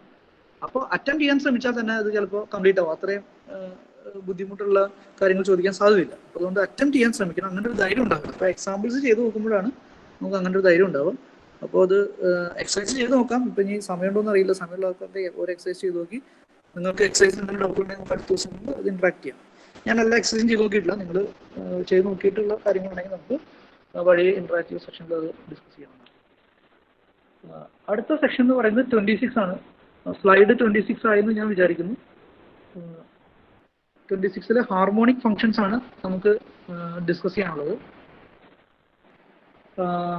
Harmonic functions എന്ന് പറയുന്നതിന്റെ ഡെഫിനിഷൻ ആണ് ഈ സെക്ഷനിൽ ആദ്യം ഡിസ്കസ് ചെയ്യുക. A real valued function h, capital H, of two real variables x and y is said to be harmonic in a given domain of the xy plane if throughout that domain it has continuous partial derivatives of the first and second order and satisfy the partial differential equation hxx of xy plus HYY of XY equal to 0. ഈ HXX എന്ന് ഉദ്ദേശിക്കുന്നത് do square H by do x square ആണ്. HYY കൊണ്ട് ഉദ്ദേശിക്കുന്നത് do square H by do y square ആണ്. അപ്പോൾ ഈ equation satisfy ചെയ്യുകയും പിന്നെ H എന്ന് പറയുന്ന XY പ്ലെയിനിൽ നിന്ന് റിയൽ വാല്യൂഡ് ആയിട്ടുള്ള ഒരു ഫംഗ്ഷൻ ഡിസ്കസ് XY പ്ലെയിനിൽ നിന്ന് റിയൽ ലൈനിലേക്കുള്ള ഫംഗ്ഷൻ ആണ് H എന്ന് പറയുന്നത്. അതാണ് നമ്മൾ ഡിസ്കസ് ചെയ്യുന്നത്. അത് എല്ലാ പാർഷ്യൽ ഡെറിവേറ്റീവ്സ് എക്സിസ്റ്റ് ചെയ്യണം. ഫസ്റ്റ് ഓർഡർ സെക്കൻഡ് ഓർഡർ എന്ന് വെച്ചാൽ do h by do x, do h by do y, പിന്നെ do square h by do x square, do square h by do y square, do square do x do y, അങ്ങനെയുള്ള എല്ലാ കാര്യങ്ങളും exist ചെയ്യുകയും second ഓർഡറും first ഓർഡറും എല്ലാ derivative exist ചെയ്യുകയും ഈ ഇക്വേഷൻ സാറ്റിസ്ഫൈ ചെയ്യുകയും ചെയ്താൽ അത്തരം ഫംഗ്ഷൻസിനെ നമ്മൾ വിളിക്കുന്ന പേര് ഹാർമോണിക് ഫംഗ്ഷൻ എന്നാണ്. ഇതിവിടെ ഇപ്പോൾ നമ്മൾ ഇത്ര നേരം കോംപ്ലക്സ് ഫംഗ്ഷൻസ് ആണ് ഡിസ്കസ് ചെയ്തുകൊണ്ടിരിക്കുന്നത്. പെട്ടെന്ന് R2 നമ്മളൊരു ഫംഗ്ഷനെ പറ്റി ഡിസ്കസ് ചെയ്യും. അതിന്റെ കാരണം ഇത്രയേ ഉള്ളൂ, നമ്മുടെ ഫംഗ്ഷൻസ് ഉണ്ട്, നമ്മുടെ കോംപ്ലക്സ് ഫംഗ്ഷൻസിന്റെ കമ്പോണൻസ് എല്ലാം തന്നെ എല്ലാ കമ്പോണൻസും നമുക്ക് അറിയാൻ പറ്റും. അത് R2 നിന്നുള്ള ഫംഗ്ഷനാണ്. വെച്ചാൽ യുവും വിയും. നമ്മൾ ഫംഗ്ഷൻ എഫ് എഴുതുക, എഫിന്റെ കമ്പോണൻസ് ആയിട്ടുള്ള യു ഓഫ് എക്സ് വൈയും വി ഓഫ് എക്സ് വൈയും എവിടെ നിന്നുള്ള ഫംഗ്ഷൻസ് ആണ്? R2 നിന്നുള്ള ഫംഗ്ഷനാണ്. അപ്പോൾ യു ഓഫ് എക്സ് വൈനും വി ഓഫ് എക്സ് വൈനെയും ബന്ധപ്പെടുത്തി ഒരു റിസൾട്ട് പറഞ്ഞതേ ഉള്ളൂ ഇവിടെ, അല്ലെങ്കിൽ ഒരു ഡെഫിനിഷൻ പറഞ്ഞതേ ഉള്ളൂ. ഈ എച്ച് എന്ന് പറയുന്നത് യുവും വിയും പോലെയുള്ള ഒരു ഫംഗ്ഷനാണ്. ആ ഫംഗ്ഷനെ നമുക്ക് ഹാർമോണിക് ഫംഗ്ഷൻ എന്ന് വിളിക്കണമെങ്കിൽ ഇത്തരം ഈ പറയുന്ന ഡെഫിനിഷൻ സാറ്റിസ്ഫൈ ചെയ്തിരിക്കും. അപ്പോൾ അതിൽ തിയറം 1 പറഞ്ഞിരിക്കുന്നത് നമ്മൾ ഈ പറഞ്ഞ യുവിൻ്റെയും വിൻ്റെയും പ്രോപ്പർട്ടീസ് ആണ്. അതിൽ പറഞ്ഞിരിക്കുന്നത് എങ്ങനെയാണ്? F of z is equal to u x y plus i v x y is analytic in a domain D, then its component function, അതായത് യു ഓഫ് എക്സ് വൈയും വി ഓഫ് എക്സ് വൈയും are harmonic in D. Harmonic in D എന്ന് പറഞ്ഞാൽ ഉദ്ദേശിക്കുന്നതാണ് തൊട്ടു മുകളിലത്തെ H satisfy ചെയ്ത പോലുള്ള conditions യുവും വിയും സാറ്റിസ്ഫൈ ചെയ്താൽ UXX plus UYY equal to 0 ആയിരിക്കും. യും അതേപോലെ സാറ്റിസ്ഫൈ ചെയ്യും, അതേപോലെ വിയും സാറ്റിസ്ഫൈ ചെയ്യും. ഇതാണ് തിയറം 1 പറഞ്ഞിരിക്കുന്നത്. ഇത് പ്രൂവ് ചെയ്യുന്നത് നമ്മുടെ CR ഇക്വേഷൻസിന്റെ കോൺസിക്വൻസ് ആയിട്ടാണ് പ്രൂവ് ചെയ്യുന്നത്. ഇനി ഇതിലെ രണ്ടാമത്തെ റിസൾട്ട് എന്ന് പറയുന്നത് തിയറം എന്ന് പറയുന്നത് A function f of z equal to u of xy plus iv of xy is analytic in a domain D if and only if v is a harmonic conjugate of u. എന്താണ് harmonic conjugate of u? Harmonic conjugate of u ഇതിനകത്ത് mention ചെയ്തിട്ടുണ്ട്. അതായത് UX അല്ലെങ്കിൽ UX plus IVX എന്ന് പറയുന്ന ഒരു function കിട്ടി, അതൊരു അനലിറ്റിക് ഫംഗ്ഷൻ ആണെങ്കിൽ ആ V എന്ന് U പ്ലസ് IV എന്ന് പറയുന്ന ഒരു അനലിറ്റിക് ഫംഗ്ഷൻ കിട്ടി. അങ്ങനെയാണെങ്കിൽ ആ വിനെ യുവിന്റെ ഹാർമോണിക് കോൺജുഗേറ്റ് എന്ന് വിളിക്കാം. ഓക്കെ, എപ്പോഴാണ് യുവിനെ വിയുടെ ഹാർമോണിക് കോൺജുഗേറ്റ് എന്ന് വിളിക്കുന്നത്? V is a harmonic conjugate of U if U plus IV is analytic. അതിന്റെ കാരണം അനലിറ്റിക് ഫംഗ്ഷൻസിന്റെ കമ്പോണൻസ് എല്ലാം ഹാർമോണിക് ആണെന്ന് തൊട്ട് മുന്നത്തെ തിയറത്തിൽ പ്രൂവ് ചെയ്തിരിക്കുന്നു. അപ്പൊ ഹാർമോണിക് കോൺജുഗേറ്റ് കൊണ്ട് ഉദ്ദേശിക്കുന്നതാണ്. അതായത് V is a harmonic conjugate of U means U plus IV is analytic എന്നാണ്. അല്ലേ? അപ്പൊ അതാണ് ആ ക്യാരക്ടറൈസേഷൻ ആണ് തിയറം ആയിട്ട് അവർ എഴുതി വെച്ചിരിക്കുന്നത്. A function f of z equal to u of xy plus iv of xy is analytic in a domain D if and only if V is a harmonic conjugate of U എന്നാണ്. ഇതാണ് ഇതിൽ പറഞ്ഞിരിക്കുന്ന രണ്ടാമത്തെ theorem. ഈ തിയറത്തിന് മുന്നേ ഇവര് harmonic ആണ് അല്ലെങ്കിൽ ഒന്നോ രണ്ടോ ഫംഗ്ഷൻസ് ഒക്കെ എടുത്തിട്ട് ഇത് ഹാർമോണിക് ആണ് എന്ന് പ്രൂവ് ചെയ്യുന്ന കുറച്ച് റിസൾട്ടുകളൊക്കെ ഉണ്ട്, എക്സാമ്പിൾസ് ഒക്കെ ഉണ്ട്, വർക്ക്ഡ് ഔട്ട് എക്സാമ്പിൾസ് ആണ്. ഹാർമോണിക് കോൺജുഗേറ്റിന്റെ ഡെഫിനിഷൻ ആയിട്ട് ഇവർ എഴുതിയിരിക്കുന്നതാണ് if two given functions u and v are harmonic in a domain D and their first order derivative satisfies CR equations 2, that means CR equations നമ്മൾ നേരത്തെ പറഞ്ഞ CR equations throughout D, then V is said to be harmonic conjugate. അത് harmonic കോൺജുഗേറ്റിന്റെ definition എത്രയേ ഉള്ളൂ, യുവും വിയും CR equation satisfy ചെയ്യണം, യുവിന്റെ partial ഡെറിവേറ്റീവ്സും വിയുടെ partial derivative exist ചെയ്യണം. ഓക്കെ, ഇത്രയുണ്ടെങ്കിൽ വിനെ യുവിന്റെ ഹാർമോണിക് കോൺജുഗേറ്റ് എന്ന് വിളിക്കാം. ഓക്കെ, അപ്പൊ അതിന്റെ ക്യാരക്ടറൈസേഷൻ ആണ് നമ്മൾ തിയറം 2 ആയിട്ട് പറഞ്ഞിരിക്കുന്നത്. ഇങ്ങനെ വിളിക്കുമ്പോൾ എന്ത് സംഭവിച്ചിരിക്കും?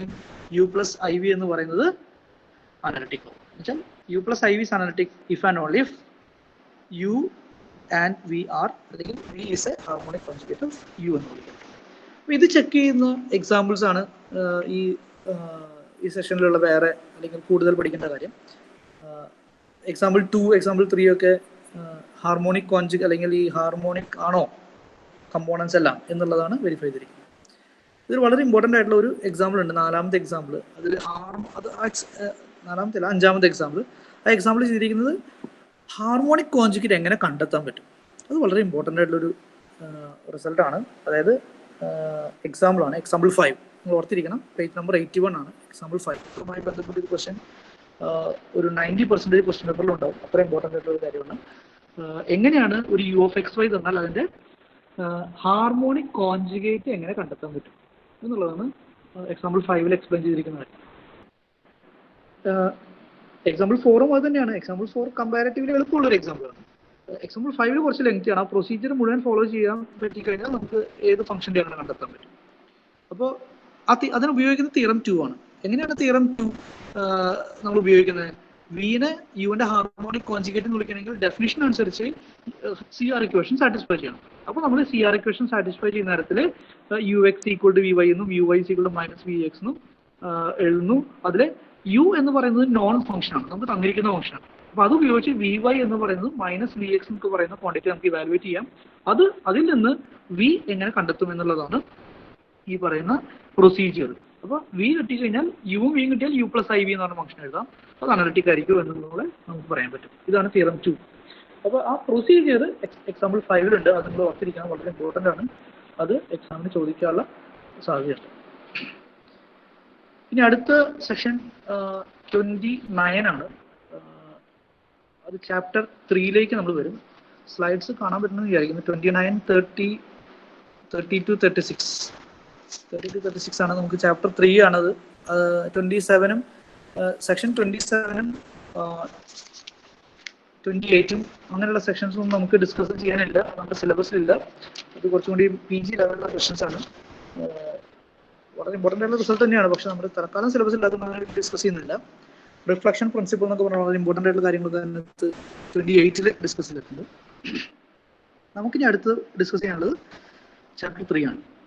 ഈ ചാപ്റ്റർ 3 എന്ന് പറയുന്നതിൽ നമ്മൾ ഡിസ്കസ് ചെയ്യുക ഒരു 6 ഫങ്ഷൻസ് മാത്രമാണ് നമ്മൾ ചാപ്റ്റർ 3ൽ ഡിസ്കസ് ചെയ്യുന്നത്.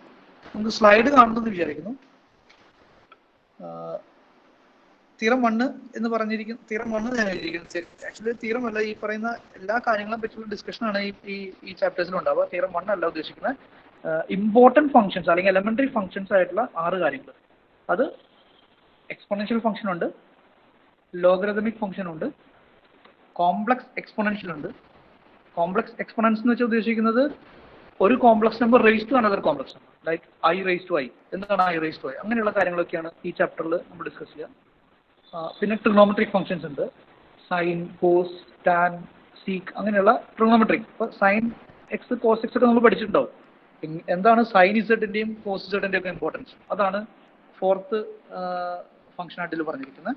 പിന്നെ ഹൈപ്പർബോളിക് ഫംഗ്ഷൻസ്, അത് നമ്മൾ പറയുന്നത് സൈൻ എച്ച് എക്സ്, അതേപോലെ സൈൻ എച്ച് ഇസഡ് എന്താണ്, അങ്ങനെയുള്ളതാണ് ആ സെഷനിൽ പറയാം. 6th ഫംഗ്ഷൻസ് ആയിട്ട് പറഞ്ഞിരിക്കുന്നത് ഇൻവേഴ്സ് ട്രിഗണോമെട്രിക് ഫംഗ്ഷൻസ്.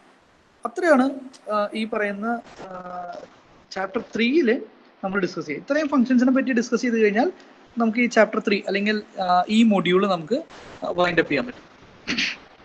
ഇത്രയാണ് നമ്മുടെ എനിക്ക് തോന്നുന്നു ഫസ്റ്റ് മൊഡ്യൂൾ നമുക്ക് ഇത്രയും കാര്യങ്ങളാണുള്ളതെന്ന് തോന്നുന്നു. ഇതിൽ നമുക്ക് ഓരോ ഫംഗ്ഷൻസ്, ഞാൻ ഇതിന് പ്രത്യേകിച്ച് സ്ലൈഡൊന്നും ഉണ്ടാക്കിയിട്ടില്ല, കാരണം എന്തൊക്കെയാണ് ഇതിനകത്തുള്ളത് ഞാൻ പെട്ടെന്ന് പറഞ്ഞ് അവസാനിപ്പിക്കാം. ഇതിലെ എക്സ്പോണൻഷ്യൽ ഫംഗ്ഷൻ എന്താണ്? ഇ റേസ് ടു ഇസഡിനെയാണ് നമ്മൾ ഈ ടെക്സ്റ്റിലെ എക്സ്പോണൻഷ്യൽ ഫംഗ്ഷൻ കൊണ്ട് ഉദ്ദേശിക്കുന്നത്. Sir, hello? the slide is not visible. Okay, sorry. How is it right now? Yeah, fine. No, it's changed. Now it is showing 29, 30, etc., right? അല്ല ഇപ്പോൾ 26 തന്നെ കാണിക്കുന്നത്. 26. ഇപ്പോഴോ? ഇപ്പം fine. Correct. 29, 30, 32, 36. Is it right? അല്ല ഇപ്പൊ പകുതി കാണത്തുള്ളൂ. ഇത് കുറച്ച് സ്ലോ ആണ്.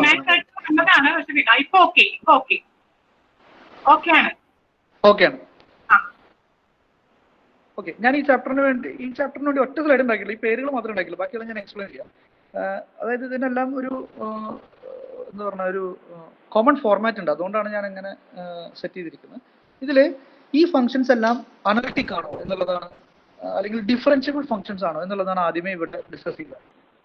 ആദ്യം തന്നെ ഇതിന്റെ ഡെഫിനിഷൻസ് ആണ്. ഒബ്വിയസ്ലി ഈ റേസ് ടു ഇസഡ് എന്ന് പറഞ്ഞ ഫംഗ്ഷൻ ഡെഫിനിഷൻ പറയുന്നു, ലോഗ് ഇസഡ് എന്ന് പറയുന്നത് എന്താണെന്ന് പറയുന്നു, പിന്നെ exponential complex number raise to complex number എങ്ങനെ ഡിഫൈൻ ചെയ്യാന്ന് പറയുന്നു. അപ്പോൾ ഇതിന്റെ ഡെഫിനിഷൻസ് ആണ് ആദ്യം കാണുക.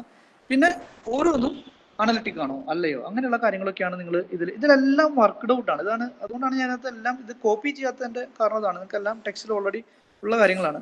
അപ്പോൾ അതിൽ ആദ്യം ഡിസ്കസ് ചെയ്യുന്നത് എക്സ്പോണൻഷ്യൽ ഫംഗ്ഷൻ ആണ്. എക്സ്പോണൻഷ്യൽ ഫംഗ്ഷൻ വെച്ചാൽ ഇ റേസ് ടു ഇസഡ് ആണ് ഉദ്ദേശിക്കുന്നത്. ഈ ഇ റേസ് ടു ഇസഡ് എന്ന് പറയുന്ന ഫംഗ്ഷൻ ഇതിന്റെ എങ്ങനെ നമുക്ക് റിയൽ പാർട്ടും ഇമാജിൻ പാർട്ടൊക്കെ സ്പ്ലിറ്റ് ചെയ്യാം എന്നുള്ളതായിരിക്കും നമ്മൾ ആദ്യമേ ഡിസ്കസ് ചെയ്തിരിക്കുന്ന കാര്യം, റെപ്രസെന്റേഷൻ. അത് ഇ റേസ് ടു ഇസഡ് എന്ന് പറയുന്നത് e raise to x into e raise to i y എന്ന് എഴുതാൻ പറ്റും. അതായത് by putting z equal to x plus i y. So e raise to z takes the form e raise to x into e raise to i y. That e raise to i y can be written as cos x plus cos y plus I sin y. Then e raised to z take the form e raised to x cos y plus I times e raised to x sin y. ഇനി നിങ്ങൾക്ക് നേരത്തെ പറഞ്ഞ CR ഇക്വേഷൻസിന്റെ അല്ലെങ്കിൽ sufficient conditions ഉപയോഗിച്ച് ഇതെല്ലാം analytic ആണോ അങ്ങനെയുള്ള കാര്യങ്ങളെല്ലാം വെരിഫൈ ചെയ്യാം. അതാണ് ഇവിടെ പറഞ്ഞിരിക്കുന്ന ആദ്യത്തെ സെഷനിൽ പറഞ്ഞിരിക്കുന്ന കാര്യം. ഡിഫറൻഷ്യബിലിറ്റി, എങ്ങനെ ഡിഫറൻഷ്യബിലിറ്റി ചെയ്യാം, ഡിഫറൻഷ്യബിൾ ആണോ അങ്ങനെയുള്ള കാര്യങ്ങൾ. അതിൽ അത് വിട്ട് ബാക്കി ഇമ്പോർട്ടൻ്റ് ആയിട്ടുള്ളൊരു അല്ലെങ്കിൽ നമ്മൾ വിട്ടുപോകുന്ന ഒരു കാര്യം എന്ന് പറയുന്നത്, അല്ലെങ്കിൽ ക്വസ്റ്റ്യൻ ചോദിക്കാൻ ഒരു സാധ്യതയുള്ള ഏരിയ എന്ന് പറയുന്നത് ഇതിന്റെ പീരിയോഡിസിറ്റിയാണ്. അതായത് e raise to z periodic function ആണോ? ഓക്കെ, അങ്ങനെയുള്ളൊരു കാര്യം ഡിസ്കസ് ചെയ്യുക. അത് നിങ്ങൾ നോട്ട് ചെയ്യണം, ചിലപ്പോൾ അത് വിട്ടുപോകാനുള്ള സാധ്യതയുണ്ട്. അത് ഈ റേസ് ടു ഇസഡിന്റെ പീരിയഡ് ആയിട്ട് പറഞ്ഞിരിക്കുന്നത് 2πi എന്നാണ്. എന്ന് വെച്ചാൽ if you replace z by z plus 2πi, you will get the same function. That means e raised to z equal to e raise to z plus 2πi എന്ന് വിളിക്കാൻ പറ്റും. Okay, അതിന്റെ reason എത്രയേ ഉള്ളൂ, e raise to z plus 2πi can be written as e raise to z into e raise to 2πi എന്ന് വിളിക്കാം. പക്ഷേ E raise to 2πi എന്ന് പറയുന്നത് 1 ആണ്, അതുകൊണ്ട് അത് ഇ റേസ് ടു ഇസഡ് തന്നെയായിരിക്കും. അപ്പോൾ ഇ റേസ് ടു ഇസഡിന്റെ പീരീഡ് എന്താണ് എന്നുള്ളത് നമുക്ക് ഇതിനകത്ത് പറയാൻ പറ്റും. 2πi ഒരു പീരീഡ് ആണ്. ഇനി 2πക്ക് പകരം any even multiple of pi വെച്ച് കഴിഞ്ഞാൽ, അതായത് 2π 4π 6π -2π -4π എല്ലാം ഈ പറയുന്ന ഇ റേസ് ടു ഇസഡിന്റെ പീരീഡുകളാണ്. അത് ഏത് വെച്ചാലും നമുക്ക് അതിന്റെ value e raise to z തന്നെയാണെന്ന് നമുക്ക് പറയാൻ പറ്റും. അങ്ങനെയുള്ളൊരു കാര്യം അതിനകത്ത് ഡിസ്കസ് ചെയ്യുന്നത്. അപ്പോൾ അത് മറന്നു പോരുത്. അത് ചിലപ്പോഴെങ്കിലും അത് പീരീഡ് കണ്ടുപിടിക്കാനുള്ള ഒരു ക്വസ്റ്റ്യൻ ചോദിക്കും. അത് ഇ റേസ് ടു ഇസഡിന്റെയോ അല്ലെങ്കിൽ ഈ പറഞ്ഞ ഫംഗ്ഷൻസിന്റെ ഏതെങ്കിലും ഒരെണ്ണത്തിന്റെ പീരീഡ് എന്താണെന്ന് കണ്ടുപിടിക്കാനുള്ള ഒരു ക്വസ്റ്റ്യൻ നമുക്ക് പ്രതീക്ഷിക്കാം. അതൊരു 1 മാർക്ക് ക്വസ്റ്റ്യൻ ആയിട്ട് അല്ലെങ്കിൽ എന്താ പറയുന്ന ഫസ്റ്റ് പാർട്ടിൽ, ക്വസ്റ്റ്യൻ പേപ്പറിന്റെ ഫസ്റ്റ് പാർട്ടിൽ ചോദിക്കാവുന്ന ഒരു ക്വസ്റ്റ്യൻ.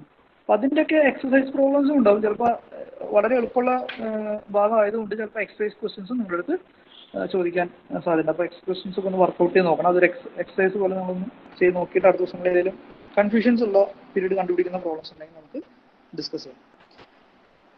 ഈ ഇ റേസ് ടു ഇസഡ് എന്ന് പറയുന്ന ഫംഗ്ഷനെ പറ്റി നമ്മൾ തുടക്കത്തിൽ നമ്മുടെ ടെക്സ്റ്റിൽ ഡിസ്കസ് ചെയ്യുന്നുണ്ട്. പക്ഷെ അത് നമ്മുടെ സിലബസിൽ ഇല്ലാത്തതുകൊണ്ടാണ് അവിടെ കൂടുതൽ നമ്മൾ അവിടെ എന്താ പറയുക ഇംപ്രൂവൈസ് ചെയ്യാഞ്ഞത്. അവിടെ നമുക്ക് ഇതിന്റെ 1-1 ഫംഗ്ഷൻ ആണോ അല്ലെങ്കിൽ ഡൊമൈൻ എങ്ങനെ സെറ്റ് ചെയ്തൊരു 1-1 ഫംഗ്ഷൻ ആവും, അങ്ങനെയുള്ള കാര്യങ്ങളെല്ലാം തന്നെ തുടക്കത്തിൽ പറഞ്ഞിട്ടുണ്ട്. ഈ തുടക്കത്തിൽ മീൻസ് നമ്മൾ ഈ ഫംഗ്ഷൻസ് തുടങ്ങിയതിന്റെ തൊട്ടടുത്ത 13-14 എന്ന് പറയുന്ന 2 സെഷനിലായിട്ട് ഈ കാര്യങ്ങൾ ഡിസ്കസ് ചെയ്തിട്ടുണ്ട്. തൽക്കാലം നമ്മുടെ ഡിസ്കഷനിൽ അത് ഇല്ലാത്തത് കൊണ്ട് നമ്മൾ വീട്ടിൽ 1-1s ചോദിക്കാനുള്ള സാധ്യത വളരെ കുറവാണ്. പക്ഷെ നമ്മുടെ പീരീഡ് ചോദിക്കാനുള്ള സാധ്യത കൂടുതലാണ്. ഇത് ഇ റേസ് ടു ഇസഡുമായി എക്സ്പോണൻഷ്യൽ ഫംഗ്ഷനുമായി ബന്ധപ്പെട്ട് വരുന്ന ഒരു കാര്യമാണ് ലോഗരിതമിക് ഫംഗ്ഷൻ. ഈ ലോഗരിതമിക് ഫംഗ്ഷൻ എന്ന് പറയുന്നത് കോൺസിക്വൻസ് ഓഫ് എക്സ്പോണൻഷ്യൽ ഫംഗ്ഷൻ ആയിട്ട് നമുക്ക് പറയാൻ പറ്റും. അല്ലെങ്കിൽ ഈ എക്സ്പോണൻഷ്യൽ ഫംഗ്ഷനിൽ നമ്മൾ പറഞ്ഞ 1-1എസും ഓൺ-2-നെസും ഒക്കെ സ്റ്റഡി ചെയ്യുമ്പോൾ, ഓൺ-2-നെസ് സ്റ്റഡി ചെയ്യുമ്പോൾ കിട്ടുന്ന ഒരു ഐഡിയ ആണ് ലോഗരിതമിക് കോംപ്ലക്സ് ലോഗരിതമിക് ഫംഗ്ഷൻ എന്നുള്ളത്. അപ്പോൾ അതിൽ ലോഗരിതമിക് ഫംഗ്ഷൻ എങ്ങനെയാണ് ഒരു കോംപ്ലക്സ് നമ്പറിന്റെ ലോഗരിതം ഡിഫൈൻ ചെയ്യുക? നമുക്കറിയാം റിയൽ നമ്പേഴ്സിന്റെ ലോഗരിതം ഒക്കെ നമുക്ക് ഡിഫൈൻ ചെയ്യാൻ പറ്റും. അല്ലെങ്കിൽ റിയൽ നമ്പേഴ്സിൽ ഏതൊക്കെ റിയൽ നമ്പർ എടുത്താൽ ലോഗരിതം ഡിഫൈൻ ചെയ്യാം, ഏതൊക്കെ റിയൽ നമ്പർ എടുത്താൽ ലോഗരിതം ഡിഫൈൻ ചെയ്യാൻ പറ്റില്ല എന്നുള്ള കാര്യങ്ങളൊക്കെ അണ്ടർസ്റ്റുഡ് ആണ്. എന്നുവെച്ചാൽ പോസിറ്റീവ് റിയൽ നമ്പേഴ്സിനെല്ലാം തന്നെ ഒരു if r is a positive real number then you can define log r. അല്ലെങ്കിൽ എന്താണ് ലോഗ് ആറിന്റെ മീനിങ് എന്നൊക്കെ നമുക്ക് പറയാൻ പറ്റും.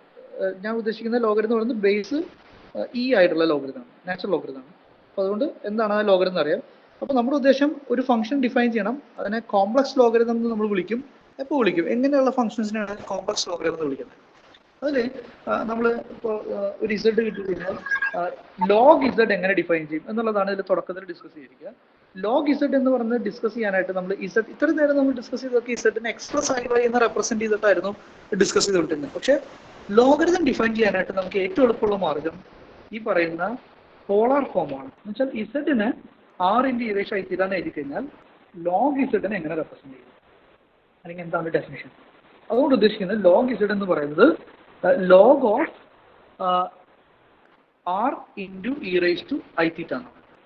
ഓക്കെ, അത് ലോഗരിതത്തിന്റെ ഇവിടെ ലോഗരിതത്തിന്റെ ഡെഫിനിഷൻ ആയിട്ട് പറയുന്നത് log of z can be written as log of r × e raise to i എന്ന് പറയുന്നതിനെ എങ്ങനെ എഴുതും? അപ്പൊ നമ്മൾ എക്സ്പെക്ട് ചെയ്യുന്നത് റിയലി ലോഗരിതം എന്താണോ അതേ പ്രോപ്പർട്ടി തന്നെയുള്ള ഒരു ഫംഗ്ഷൻ വേണം നമ്മൾ ഇവിടെ ലോഗരിതം വിളിക്കാനായിട്ട്.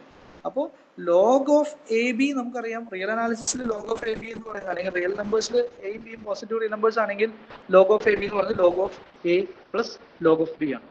അതുപോലെ ലോഗ് ഓഫ് അത് സാറ്റിസ്ഫൈ ചെയ്യുന്ന തരത്തിലുള്ള ലോഗരിതമിക് ഫംഗ്ഷൻ ആണ് ഇവിടെ കോംപ്ലക്സ് നമ്മൾ ഡിസ്കസ് ചെയ്യുക. അപ്പോൾ log of r × e raise i എന്ന് പറയുന്നത് log r plus log of e raise i ആണ്. ഈ log of e raise i നമുക്ക് i θ ലോഗ് e എന്ന് വിളിക്കാം. ലോഗ് e 1 ആയതുകൊണ്ട് log of z can be defined as log r plus i θ എന്ന് വിളിക്കാം. അപ്പോൾ തീറ്റ എന്ന് പറയുന്നതും r എന്ന് പറയുന്നതും എന്താണെന്ന് പറഞ്ഞാൽ ലോഗ് ഓഫ് ഇസഡ് എന്നാണ് പറയുന്നത്. അത് r എന്ന് പറയുന്നത് അതിന്റെ മോഡുലസ്, ഇസഡിന്റെ മോഡുലസ് ആണ്. തീറ്റ എന്ന് പറയുന്നത് അതിന്റെ ആംപ്ലിറ്റ്യൂഡ് ആണ്. ഈ രണ്ട് ക്വാണ്ടിറ്റി പറഞ്ഞാൽ ലോഗ് r പ്ലസ് i θ എന്ന് പറയുന്ന ഡെഫിനിഷൻ വെച്ച് ലോഗ് ഇസഡ് നമുക്ക് ഡിഫൈൻ ചെയ്യാവുന്നതാണ്. ഈ ലോഗ് ഇസഡിന്റെ പ്രത്യേകത നമ്മൾ റിയൽ നമ്പേഴ്സ് പഠിച്ചറിയാൻ പറ്റും, നെഗറ്റീവ് നമ്പേഴ്സിനൊന്നും ലോഗിസഡ് നമുക്ക് ഡിഫൈൻ ചെയ്യാൻ പറ്റില്ല, നെഗറ്റീവ് റിയൽ നമ്പേഴ്സിനൊന്നും. പക്ഷേ ഈ ഒരു ഡെഫിനേഷൻ ഉപയോഗിച്ച് നമുക്ക് എല്ലാ കോംപ്ലക്സ് നമ്പർ, ഏതൊക്കെ കോംപ്ലക്സ് നമ്പറിന് മോഡുലസ് ഉണ്ടോ, ഏതൊക്കെ കോംപ്ലക്സ് നമ്പറിന് ആംപ്ലിറ്റ്യൂഡ് ഉണ്ടോ, അവിടെ എല്ലാം നമുക്ക് എന്ത് ഡിഫൈൻ ചെയ്യാൻ പറ്റും, ഈ കോംപ്ലക്സ് ലോഗരിതം ഡിഫൈൻ ചെയ്യാൻ പറ്റും. പക്ഷേ 0 എന്ന് പറയുന്ന കോംപ്ലക്സ് നമ്പർ എടുത്താൽ അതിന്റെ മോഡുലസ് 0 ആണെന്ന് പറയാം, പക്ഷേ ആംപ്ലിറ്റ്യൂഡ് ഡസ് നോട്ട് എക്സിസ്റ്റ് ആണ്, പറയാൻ പറ്റില്ല എന്താണ്. അതുകൊണ്ട് 0ന്റെ ലോഗരിതം പറയാൻ പറ്റില്ല. ഇത് റിയൽ നമ്പേഴ്സ് പോലെ തന്നെ കോംപ്ലക്സ് നമ്പർ ഉള്ള ഒരു സിമിലാരിറ്റി എന്ന് പറയുന്നത് 0ന്റെ ലോഗരിതം ഇപ്പോഴും ഡിഫൈൻഡ് അല്ല. കാരണം ഒരു കോംപ്ലക്സ് നമ്പർ ലോഗരിതം ഡിഫൈൻ ചെയ്യണമെങ്കിൽ അതിന്റെ റിയൽ മോഡുലസ് വാല്യൂ ആ കോംപ്ലക്സ് നമ്പറിന്റെ ആംപ്ലിറ്റ്യൂഡും പറയാം.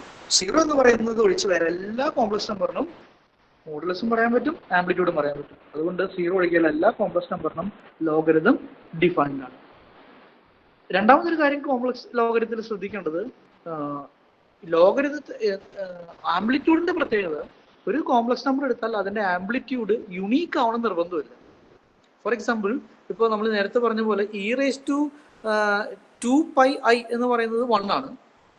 അതേപോലെ e⁴πi എന്ന് പറയുന്നത് 1 ആണ്. 1 എന്ന് പറയുന്ന നമ്പറിന് 2 റെപ്രസെന്റേഷൻ ഉണ്ട്, അല്ലെങ്കിൽ 2 ആംപ്ലിറ്റ്യൂഡ് ഉപയോഗിച്ചുള്ള റെപ്രസെന്റേഷൻസ് ഉണ്ട്. അതുകൊണ്ട് തന്നെ log of 1 കണ്ടുപിടിക്കുമ്പോഴും ഒന്നിൽ കൂടുതൽ വാല്യൂസ് ഉണ്ടാവും. അതായത് ഒരേ യുണീക്ക് വാല്യൂ അല്ല, ഒന്നിൽ കൂടുതൽ വാല്യൂസ് ഉണ്ട്. സാധാരണ രീതിയിൽ നമ്മൾ ഫംഗ്ഷന്റെ ഡെഫിനിഷൻ പറഞ്ഞതനുസരിച്ച് ഒരു ഇസഡിന് ഒരു യുണീക്ക് വാല്യൂ സബ്സ്റ്റിറ്റ്യൂട്ട് ചെയ്യുമ്പോൾ മാത്രമാണ് അത് ഫംഗ്ഷൻ ആവുക. പക്ഷെ ലോഗ് ഇസഡ് എഴുതുന്ന സമയത്ത് ഇസഡിനെ നമുക്ക് യുണീക്ക് വാല്യൂ അസൈൻ ചെയ്യാൻ പറ്റില്ല. കാരണം അവിടെ ആംപ്ലിറ്റ്യൂഡ് ഇൻവോൾവ് ആയതുകൊണ്ട് ഒന്നിൽ കൂടുതൽ ആംപ്ലിറ്റ്യൂഡുകൾ വരാം, അപ്പോൾ ഒന്നിൽ കൂടുതൽ വാല്യൂസ് വരും. അതുകൊണ്ട് തന്നെ നമുക്ക് കോംപ്ലക്സിനെ നമ്മൾ വിളിക്കുന്നത്, കോംപ്ലക്സ് അനാലിസിസിൽ കോംപ്ലക്സ് ലോഗരിതത്തിനെ വിളിക്കുന്നത് മൾട്ടി വാല്യൂഡ് ഫംഗ്ഷൻസ് എന്നാണ്. പക്ഷെ ഒന്നിൽ കൂടുതൽ വാല്യൂ ഉണ്ട്. പക്ഷേ നമ്മളിപ്പോ അതിന്റെ ആംപ്ലിറ്റ്യൂഡ് ഒന്ന് റെസ്ട്രിക്റ്റ് ചെയ്യാണ്, -π തുടങ്ങി π വരെ വാല്യൂ വരാൻ പാടുള്ളൂ, അല്ലെങ്കിൽ ആ വാല്യൂസ് ഉപയോഗിച്ച് മാത്രമേ ആംപ്ലിറ്റ്യൂഡ് എഴുതാൻ പാടുള്ളൂ എന്ന് റെസ്ട്രിക്റ്റ് ചെയ്താൽ നമുക്ക് ഈ ലോഗരിതം എന്ന് പറയുന്ന ആളെ ഒരു ഫംഗ്ഷൻ ആയിട്ട്, അതായത് നമ്മൾ നേരത്തെ ഡിഫൈൻ ചെയ്ത ഫംഗ്ഷൻ ആയിട്ട് ട്രീറ്റ് ചെയ്യാൻ പറ്റും. അപ്പോൾ നമ്മൾ e⁻²2πiയും e⁴πiയും എടുക്കാൻ പറ്റില്ല, നമുക്ക് ഏതെങ്കിലും ഒരു വാല്യൂ മാത്രമേ എടുക്കാൻ പറ്റുള്ളൂ. അതുകൊണ്ട് തന്നെ അതിനെ നമുക്ക് ഒരു ഫംഗ്ഷൻ ആയിട്ട് ട്രീറ്റ് ചെയ്യാം. ഇതിലുള്ള കാര്യങ്ങളാണ് ഇതില് ഡിസ്കസ് ചെയ്യുന്നത്. അപ്പൊ എങ്ങനെയാണ് log 1 എങ്ങനെ കണ്ടെത്തും, log I എങ്ങനെ കണ്ടെത്തും, അങ്ങനെയുള്ള കാര്യങ്ങളൊക്കെ ഉണ്ട്. അപ്പൊ അതൊക്കെ ചോദിക്കാൻ സാധ്യതയുണ്ട്. അടുത്തത് section 31. Section 31 branches of logarithm എന്ന് പറഞ്ഞൊരു സെക്ഷൻ ഉണ്ട്. ഞാൻ ഈ പറഞ്ഞ എങ്ങനെയാണ് അതിന്റെ ബ്രാഞ്ച് അല്ലെങ്കിൽ ഒരു 2π എവിടം വരെ ആംപ്ലിറ്റ്യൂഡ് സെറ്റ് ചെയ്യണം എന്നുള്ളതാണ് എടുത്തിരിക്കുന്നത്. അപ്പൊ അത് ഇതിനകത്ത് നിങ്ങൾ വായിച്ചു നോക്കണം. അതിൽ ശരിക്കും ബ്രാഞ്ച് കട്ട്, ബ്രാഞ്ച് പോയിന്റ് എന്ന് പറഞ്ഞിട്ടുള്ള ഒരു സെഷൻസ് അതിനകത്ത് വരുന്നുണ്ട്. എനിക്ക് തോന്നുന്നത് നിങ്ങളുടെ സിലബസിൽ ഈ 31 എന്നുള്ള സെഷൻ ഇല്ലെന്നാണ് ഞാൻ, ഓക്കെ, ഒന്ന് വെരിഫൈ ചെയ്യണം, അതുണ്ടോന്ന് അറിയില്ല. പക്ഷെ അതിന് ഇമ്പോർട്ടന്റ് ആയിട്ടുള്ള കാര്യം ഞാൻ പറയാം, അത് നിങ്ങൾ അറിഞ്ഞിരിക്കേണ്ട ഒരു കാര്യമാണ്. ഇപ്പൊ നമ്മൾ ബ്രാഞ്ച് സെറ്റ് ചെയ്യുമ്പോൾ നമ്മൾ പറയാണ് ഒരു 2π ലെങ്ത് ഉള്ള ഇന്റർവൽ സെറ്റ് ചെയ്തു, ആ ഇന്റർവെല്ലിൽ മാത്രമേ ആംപ്ലിറ്റ്യൂഡ് എടുക്കാൻ പാടുള്ളൂ എന്ന് റെസ്ട്രിക്ട് ചെയ്താൽ ഈ ലോഗരിതത്തിന് നമുക്കൊരു ഫംഗ്ഷൻ ആയിട്ട് ട്രീറ്റ് ചെയ്യാൻ പറ്റും. അങ്ങനെ നമ്മളൊരു ബ്രാഞ്ച് സെറ്റ് ചെയ്താൽ ആ ബ്രാഞ്ച് കൺവെൻഷനലി നമ്മൾ സെറ്റ് ചെയ്യുക -π തുടങ്ങി π വരെയുള്ള, അതായത് -π less than amplitude less than π എന്ന് പറയുന്ന 2π ലെങ്ത് ഉള്ള, less than or equal to π എന്ന് പറയുന്ന ഒരു 2π ലെങ്ത് ഉള്ള ഒരു ഇന്റർവെല്ലാണ് ആംപ്ലിറ്റ്യൂഡിനെ സെലക്ട് ചെയ്യുന്നത്. ആ സെലക്ട് ചെയ്ത ഇന്റർവെല്ലിനെ നമ്മൾ വിളിക്കുക പ്രിൻസിപ്പൽ ബ്രാഞ്ച് എന്നാണ്. ബ്രാഞ്ചുകൾ എങ്ങനെ വേണമെങ്കിൽ നമുക്ക് സെറ്റ് ചെയ്യാം, 2π ലെങ്ത് ഉണ്ടാവണമെന്നേ ഉള്ളൂ, അല്ലെങ്കിൽ ആംപ്ലിറ്റ്യൂഡ് എവിടെ നിന്ന് എടുക്കണമെന്ന് നമുക്ക് പറയാൻ പറ്റും, പക്ഷെ 2π ലെങ്ത് വേണമെന്നേ ഉള്ളൂ.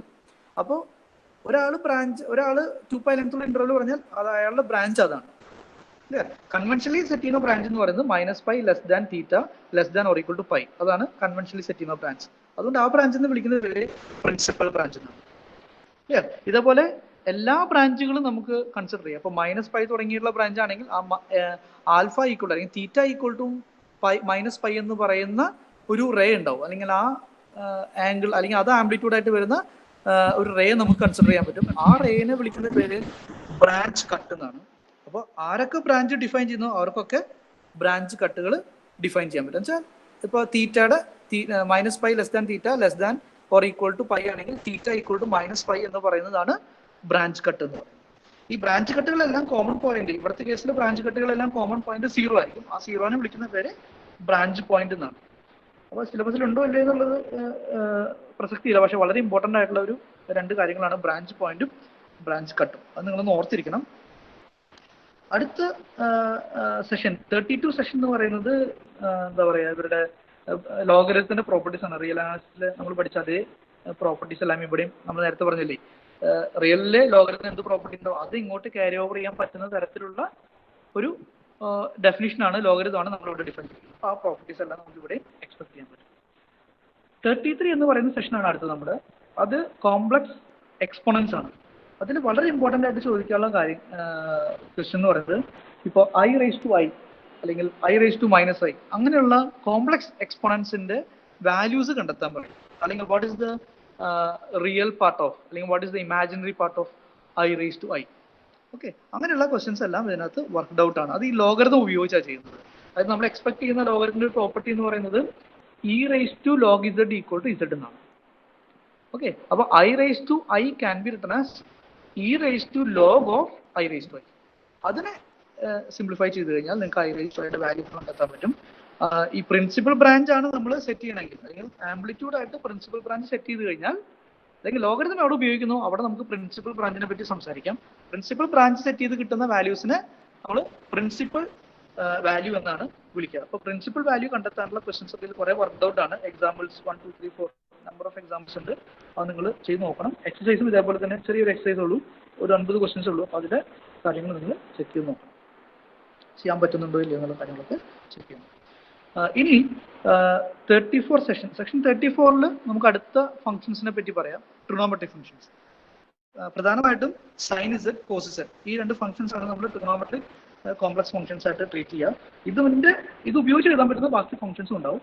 അതിൽ സൈൻ z ഉം കോസ് z ഉം നമുക്ക് അനലിറ്റിക് ഫംഗ്ഷൻ ആണെന്നൊക്കെ വളരെ ഈസി ആയിട്ട് ഇതിന്റെ CR ഇക്വേഷൻസ് ഒക്കെ ചെക്ക് ചെയ്ത് കണ്ടിന്യൂറ്റി ഒക്കെ ചെക്ക് ചെയ്ത് കഴിഞ്ഞാൽ കണ്ടെത്താൻ പറ്റും. പിന്നെ ഇത് ബൗണ്ടഡ് ആണോ അൺബൗണ്ടഡ് ആണോ അങ്ങനെയുള്ള കാര്യങ്ങളൊക്കെ നമുക്ക് ഇവിടുന്ന് കണ്ടെത്താൻ പറ്റും. അതിൽ mod sine z less than or equal to something എന്ന് പറയാൻ പറ്റുമോ, അല്ലെങ്കിൽ അത് ബൗണ്ടഡ് ആണോ അത് അൺബൗണ്ടഡ് ആണോ, അങ്ങനെയുള്ള കാര്യങ്ങളെല്ലാം നമുക്ക് ഇവിടുന്ന് ഇതിൽ ഡിസ്കസ് ചെയ്യുന്നുണ്ട്. അത് നിങ്ങൾ നോക്കണം.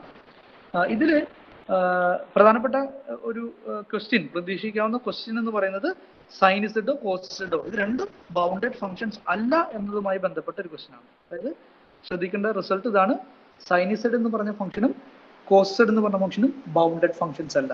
പക്ഷേ റിയൽ നമ്പേഴ്സ് ആണ് കൺസിഡർ ചെയ്യണമെങ്കിൽ നമ്മൾ സൈൻ എക്സും കോസ് എക്സിന്റെ modulus value or equal to 1 എന്ന് പറയും. അത് രണ്ടും ബൗണ്ടഡ് ഫംഗ്ഷൻസ് ആണ്. പക്ഷേ as complex functions sine z and cos z both are not bounded എന്ന് പറയുന്ന റിസൾട്ട് ഓർത്തിരിക്കും. പിന്നെ ഒരു പോസിബിൾ ക്വസ്റ്റ്യൻ നേരത്തെ പറഞ്ഞ പോലെ e⁻z പറഞ്ഞ പോലെ പീരിയോഡിസിറ്റി കണ്ടെത്താം. സൈൻ z പീരിയഡ് എന്താണ്, കോസ് z പീരിയഡ് എന്താണ്, അങ്ങനെയുള്ള 2 കാര്യങ്ങളാണ് ഇതിൽ എഴുതിയിരിക്കുന്നത്.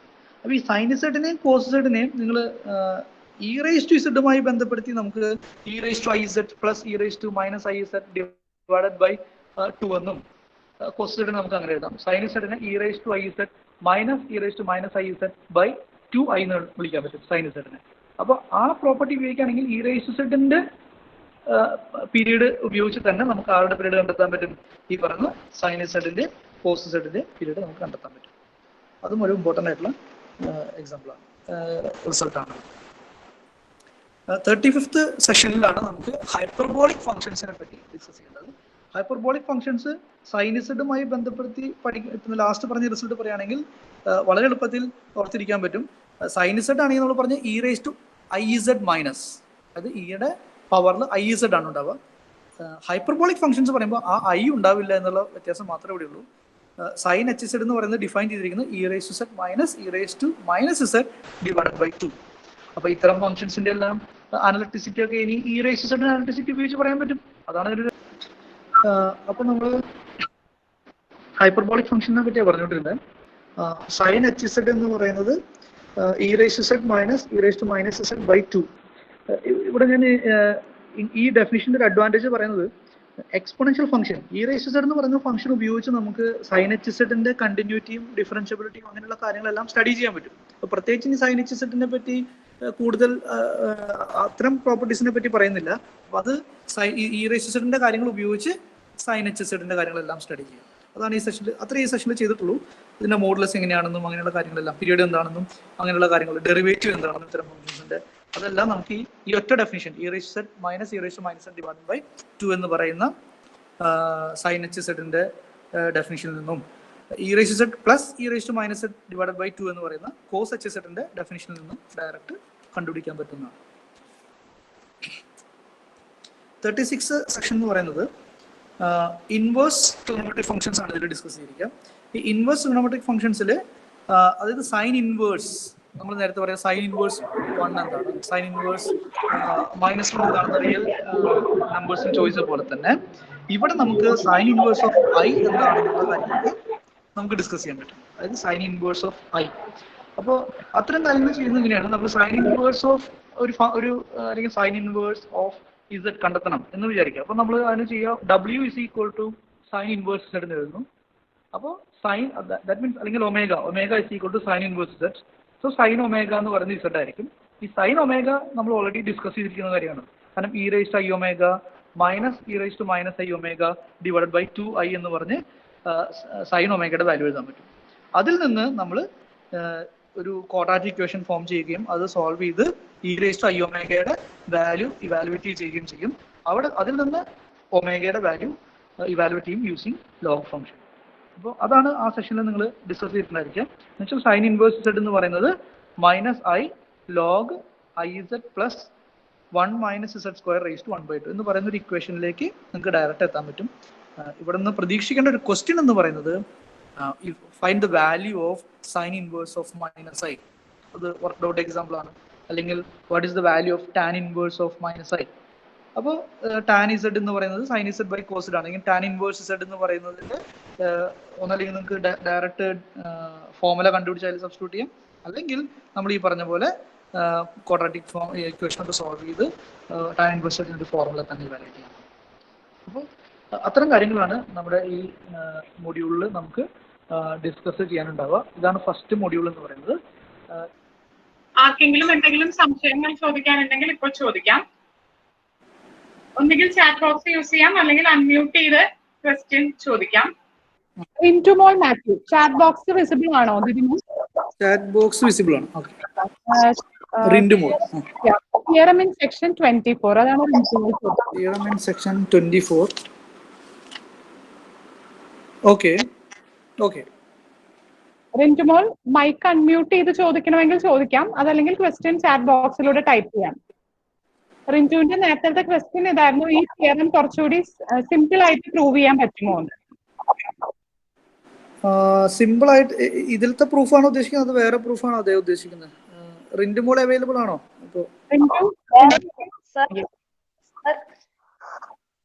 വേറെ പ്രൂഫ് ആ തിയറം തന്നെ വേറെ പ്രൂഫ് ഉപയോഗിച്ച് സിമ്പിൾ ആയിട്ട് പ്രൂവ് ചെയ്യത്തില്ലേന്നാണ് ചോദിച്ചത്. ഇതിന് വേറെ പ്രൂഫുകളുണ്ട്. പക്ഷെ ഞാൻ പറഞ്ഞ ഈ ടെക്സ്റ്റിന്റെ ഒരു പ്രത്യേകത, നമ്മൾ ഈ ടെക്സ്റ്റിൽ ഇതുവരെ ഡിസ്കസ് ചെയ്ത കാര്യങ്ങൾ ഉപയോഗിച്ചാണ് ഇവർ പ്രൂവ് ചെയ്തിരിക്കുന്നത്. അപ്പോൾ ഇതില് മീൻ വാല്യൂ തിയറവുമായി ബന്ധപ്പെട്ട കാര്യങ്ങളൊന്നും ഇതിൽ ഇതുവരെ ഡിസ്കസ് ചെയ്തിട്ടില്ല. അപ്പൊ ഇതിന്റെ മീൻ വാല്യൂ തിയറം ഒക്കെ പ്രൂവ് ചെയ്യുകയാണെങ്കിൽ ഈ റിസൾട്ട് പെട്ടെന്ന് അതിന് ഡെഡ്യൂസ് ചെയ്യാൻ പറ്റും. അതായത് കോംപ്ലക്സ് നമ്പേഴ്സിനും മീൻ വാല്യൂ തിയറത്തിന് അനലോഗസ് ആയിട്ടുള്ള തിയറംസ് ഉണ്ട്. അപ്പൊ അത് ഉപയോഗിച്ച് ഇത് ആ സെഷൻസ് ഒക്കെ കഴിഞ്ഞാൽ, അല്ലെങ്കിൽ അത് ഡിസ്കസ് ചെയ്തിരുന്നെങ്കിൽ നമുക്ക് ഇത് എളുപ്പത്തിൽ ഡെഡ്യൂസ് ചെയ്യാൻ പറ്റും. പക്ഷേ ഈ ടെക്സ്റ്റ് ബുക്കിന്റെ ഒരു പ്രത്യേകത അനുസരിച്ച് ഇതുവരെ ഈ ടെക്സ്റ്റിൽ ഡിസ്കസ് ചെയ്തിരിക്കുന്ന കാര്യങ്ങൾ ഉപയോഗിച്ച് പറയാൻ പറ്റുന്നത് ഇത്രയേ ഉള്ളൂ. അതായത് ഇതിനു മുന്നേ നിങ്ങൾ പഠിച്ചിട്ടുള്ള ഗ്രേഡിയന്റ് റെഫറൻസ് ആയിട്ട് എടുത്തിട്ടുണ്ടെങ്കിൽ, അതായത് മുന്നേ പഠിച്ച കാര്യമാണെന്ന് വിചാരിച്ചിട്ടാണ് അവർ ഇത് പ്രൂവ് ചെയ്തിരിക്കുന്നത്. പക്ഷെ ഞാൻ അപ്രീഷിയേറ്റ് ചെയ്യുന്നത് ഇതൊരു വളരെ ഇൻട്രസ്റ്റിംഗ് ആയിട്ടുള്ള ഒരു പ്രൂഫാണ്. അതായത് ഒരു ടെക്നിക്കാണ് ഈ പ്രൂഫിൽ നിങ്ങൾ ഓർത്തിരിക്കേണ്ടത്. അതായത് നിങ്ങൾ ഇതിന്റെ പ്രത്യേകത, ഈ പ്രൂഫ് നമുക്ക് കുറച്ച് ബുദ്ധിമുട്ടായിട്ട് തോന്നാനുള്ള ഒരു കാരണം ഡയറക്ഷണൽ ഡെറിവേറ്റീവിന്റെ കോൺസെപ്റ്റ് ആണ് നമ്മളെ ബുദ്ധിമുട്ടിക്കുന്ന ഒരു കാര്യം. അതില് വെക്റ്റർ കാൽക്കുലസ് എന്ന് പറയുന്ന ഏരിയയിൽ നിങ്ങൾ കുറച്ചും കൂടി ഒന്ന് വർക്ക് ചെയ്താൽ, അതായത് അവിടെ ഒരു ആർക്ക് ലെങ്ത് പാരാമീറ്ററൈസേഷൻ എന്ന് പറയുന്ന, ഹലോ ഓഡിയബിൾ അല്ലേ? കേൾക്കുന്നുണ്ടോ? ആർക്ക് ലെങ്ത് പാരാമീറ്ററൈസേഷൻ എന്ന് പറയുന്ന ഒരു ഐഡിയ നിങ്ങൾ വെക്റ്റർ കാൽക്കുലസ് വളരെ സിമ്പിൾ ആയിട്ടുള്ള ഒരു ഐഡിയ ആണ്. അതൊന്ന് നിങ്ങൾ റെഫർ ചെയ്ത് കഴിഞ്ഞാൽ നിങ്ങൾക്ക് ഇവിടെ എഴുതിയിരിക്കുന്ന du/ds equal to grad dot u, ആ ഒരു ഇക്വേഷൻ ഫോം ചെയ്യാന്ന് മാത്രമാണ് ഇതിന്റെ ഒരു എന്താ പറയുക ബുദ്ധിമുട്ടുള്ളൂ, അല്ലെങ്കിൽ അത് ഓർത്തെടുക്കാന്നുള്ളത് മാത്രമേ ഇവിടുത്തെ ഒരു ബുദ്ധിമുട്ടുള്ളൂ. ഈ du/ds എന്ന് പറയുന്നത്, അല്ലെങ്കിൽ ഡയറക്ഷണൽ ഡെറിവേറ്റീവ് എന്ന് പറയുന്നത് എന്താണ്, അതിന്റെ കോൺസെപ്റ്റ് ഞാൻ ഒന്ന് മെൻഷൻ ചെയ്യാം. അതായത് നമ്മൾ നേരത്തെ പറഞ്ഞ കോംപ്ലക്സ് അനാലിസിസിലെ ലിമിറ്റ് എന്ന് പറയുന്ന കോൺസെപ്റ്റ് നമ്മൾ പറഞ്ഞ് ഒരു പോയിന്റിലേക്ക് ഇസഡ് അപ്രോച്ച് ചെയ്യുക എന്ന് പറഞ്ഞാൽ പലതരം പാത്സ് ഉണ്ടെന്ന് പറഞ്ഞു നമ്മൾ. അത് അൺകൗണ്ടബിൾ നമ്പർ ഓഫ് പാത്സ് ഉള്ളത് ഒരു പോയിന്റിലേക്ക് അപ്രോച്ച് ചെയ്യാൻ. അപ്പോൾ ലിമിറ്റ് ഡെറിവേറ്റീവ് എന്ന് പറഞ്ഞാൽ ലിമിറ്റ് ആണ്. അപ്പോൾ ഡെറിവേറ്റീവ് എക്സിസ്റ്റ് ചെയ്യുക എന്ന് പറഞ്ഞാൽ പല പാത്തിൽ കൂടെ നമ്മളൊരു ലിമിറ്റ് ഇവാലുവേറ്റ് ചെയ്യണം. അപ്പോൾ ആ പാത്തുകളൊക്കെ നമ്മളൊന്ന് റെസ്ട്രിക്ട് ചെയ്യുന്നു. നമ്മൾ പല പാത്തും എടുക്കണ്ട, സ്ട്രെയിറ്റ് ലൈനിൽ കൂടെ മാത്രം ഇസഡ് നോട്ടിലേക്ക് അപ്രോച്ച് ചെയ്യുന്നു. അല്ലെങ്കിൽ ഇസഡ് നോട്ടിൽ കൂടെ പാസ് ചെയ്യുന്ന ഒരു സ്ട്രെയിറ്റ് ലൈൻ എടുക്കുക. ആ സ്ട്രെയിറ്റ് ലൈനിൽ കൂടി എന്താ പറയുക 2 ഡയറക്ഷൻ ഉണ്ടാവും, അതിൽ കൂടെ ഇസഡ് നോട്ടിലേക്ക് ടെൻഡ് ചെയ്യുന്നു. അങ്ങനെ എല്ലാ സ്ട്രെയിറ്റ് ലൈൻ മാത്രം, സ്ട്രെയിറ്റ് ലൈൻ അല്ലാത്ത ഇൻഫിനിറ്റ്ലി അല്ലെങ്കിൽ അൺകൗണ്ടബിൾ മെനി പാത്സ് ഉണ്ട് ഇസഡ് നോട്ടിലേക്ക് അപ്രോച്ച് ചെയ്യാം. നമ്മൾ അതെല്ലാം ലീവ് ചെയ്തു, നമ്മൾ സ്ട്രെയിറ്റ് ലൈൻസ് മാത്രം എടുത്തു. അതിൽ കൂടെ വരുമ്പോൾ അല്ലെങ്കിൽ അതിൽ കൂടെ ഇസഡ് നോട്ടിലേക്ക് അപ്രോച്ച് ചെയ്യുമ്പോൾ ഈ പറയുന്ന ഡെറിവേറ്റീവിന് നമ്മൾ ഉപയോഗിച്ചിരിക്കുന്ന ലിമിറ്റ് എന്താണോ അതാണ് ഡയറക്ഷണൽ ഡെറിവേറ്റീവ്. ഓക്കെ, അത് ആ പറയുന്ന ഡയറക്ഷണൽ ഡെറിവേറ്റീവ് എന്ന് പറയുന്നത് ഗ്രേഡിയൻ ഡോട്ട് യു എന്ന് വെച്ചാൽ യു എന്ന് പറയുന്നത് ഒരു സ്ട്രെയിറ്റ് ലൈൻ ഈക്വലന്റ് ആണ്. യു എന്ന് പറയുന്ന ഒരു ഡയറക്ഷനാണ്. ആ ഡയറക്ഷനിൽ കൂടി ഇസഡ് നോട്ടിലേക്ക് അല്ലെങ്കിൽ ഇസഡ് നോട്ട് എന്ന് പറയുന്ന ഒരു പോയിന്റ് എടുക്കുക, ആ പോയിന്റിൽ കൂടെ പാസ് ചെയ്യുന്ന ഒരു സ്ട്രെയിറ്റ് ലൈൻ എടുക്കുക, ആ സ്ട്രെയിറ്റ് ലൈൻ ഒരു ഡയറക്ഷൻ കൊടുക്കുക. ആ ഡയറക്ഷനിൽ കൂടി ഇസഡ് നോട്ടിലേക്ക് അപ്രോച്ച് ചെയ്യുമ്പോൾ കിട്ടുന്ന ഡെറിവേറ്റീവ് എന്താണോ അയാളെയാണ് directional derivative of f along the direction of u എന്ന് വിളിച്ചിരിക്കുന്നത്. ടെക്സ്റ്റ് ഉണ്ടെങ്കിൽ അതിൽ ക്യാപിറ്റൽ യു എന്നാണ് മെൻഷൻ ചെയ്തിരിക്കുന്നത്. അപ്പൊ ആ ഡെറിവേറ്റീവ് കണ്ടെത്താനുള്ള ഒരു ഐഡിയ എന്ന് പറയുന്നത് ഗ്രേഡിയന്റ് യു ഡോട്ട് യു ആണ്. എന്ന് വെച്ചാൽ ഗ്രേഡിയന്റ് യു എന്ന് പറയുന്നത് നമ്മൾ do u by do x times i plus do u by do y times j. ഇതാണ് ഗ്രേഡിയന്റ്. ഡോട്ട് യു യു എന്ന് പറയുന്നത് നമുക്ക് u1, u2 എന്ന് പറയുന്ന ഒരു വെക്ടർ ആയിട്ട് എടുക്കാൻ പറ്റും. ഈ ഡോട്ട് പ്രൊഡക്റ്റ് കൊണ്ട് നമുക്ക് ആ ഡയറക്ഷനിലുള്ള ഡെറിവേറ്റീവ് പറയാൻ പറ്റുന്നതാണ്. എന്ന് വെച്ചാൽ ഡെറിവേറ്റീവ് ഇവാലുവേറ്റ് ചെയ്യുന്ന ലിമിറ്റ് പല പാത്തിൽ കൂടി ഉണ്ട്. അതിൽ യു എന്ന് പറയുന്നതിന്റെ ഡയറക്ഷനിൽ ഒരു സ്ട്രെയിറ്റ് ലൈൻ എടുത്താൽ അതിൽ കൂടെ വരുന്ന ഡെറിവേറ്റീവ് എന്താണ്. ആ ഡെറിവേറ്റീവുകൾ ഞാനത് വളരെ ഇൻട്രസ്റ്റിംഗ് ആണെന്ന് പറയാനുള്ള കാരണം ആ ഡെറിവേറ്റീവുകളുടെ പ്രോപ്പർട്ടി അല്ലെങ്കിൽ ഒരു സ്ട്രെയിറ്റ് ലൈനിൽ കൂടെയുള്ള ലിമിറ്റ് മാത്രം ഉപയോഗിച്ചുകൊണ്ട് ഓക്കെ നമുക്ക് എന്ത് പറയാൻ പറ്റും, ഇത് കോൺസ്റ്റന്റ് ആണെന്ന് പ്രൂവ് ചെയ്യാൻ പറ്റും. ഓക്കെ, അതായത് ഒരു സ്ട്രെയിറ്റ് ലൈനിൽ കൂടെയുള്ള ഡെറിവേറ്റീവ് എന്ന് പറയാനുള്ള കാരണം നമുക്ക് അൺകൗണ്ടബിൾ മെനി പാത്സ് ഉണ്ട്, പക്ഷെ നമ്മൾ ആ പാത്ത് ഒന്നും ഉപയോഗിക്കുന്നില്ല. നമ്മൾ 2 പോയിന്റിനെ കണക്ട് ചെയ്യാനായിട്ട് ലൈൻ സെഗ്മെന്റുകൾ മാത്രമേ ഉപയോഗിക്കുന്നുള്ളൂ.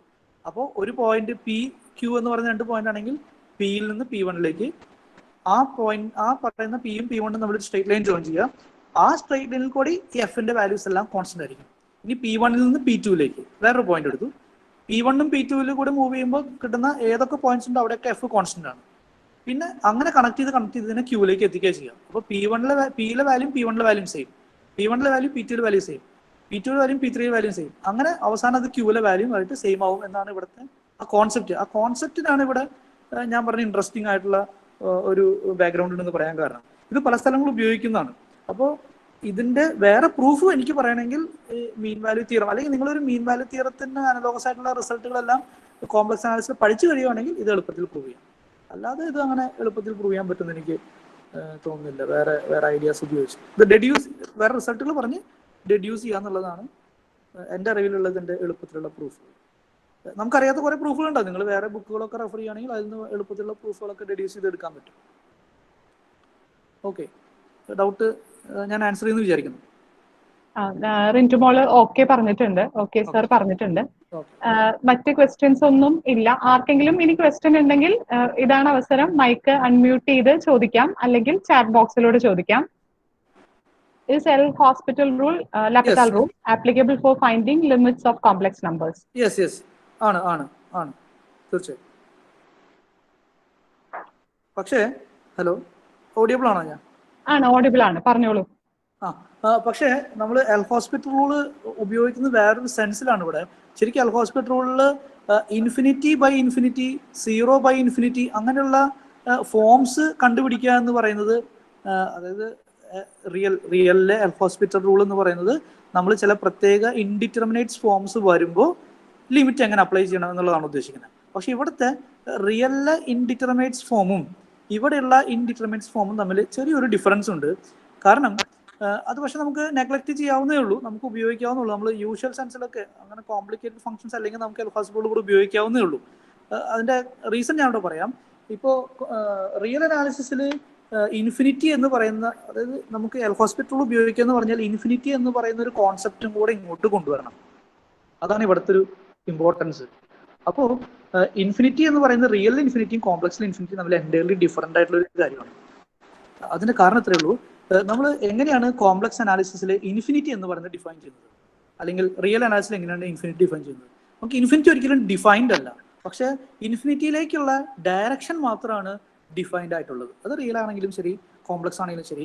ഇൻഫിനിറ്റി എന്ന് പറഞ്ഞ നമ്പർ ഡിഫൈൻ ചെയ്യുന്നതിനേക്കാൾ നമുക്ക് ലിമിറ്റ് കണ്ടുപിടിക്കാനായിട്ട് ഇൻഫിനിറ്റിയിലേക്കുള്ള ഡയറക്ഷനാണ് വേണ്ടത്.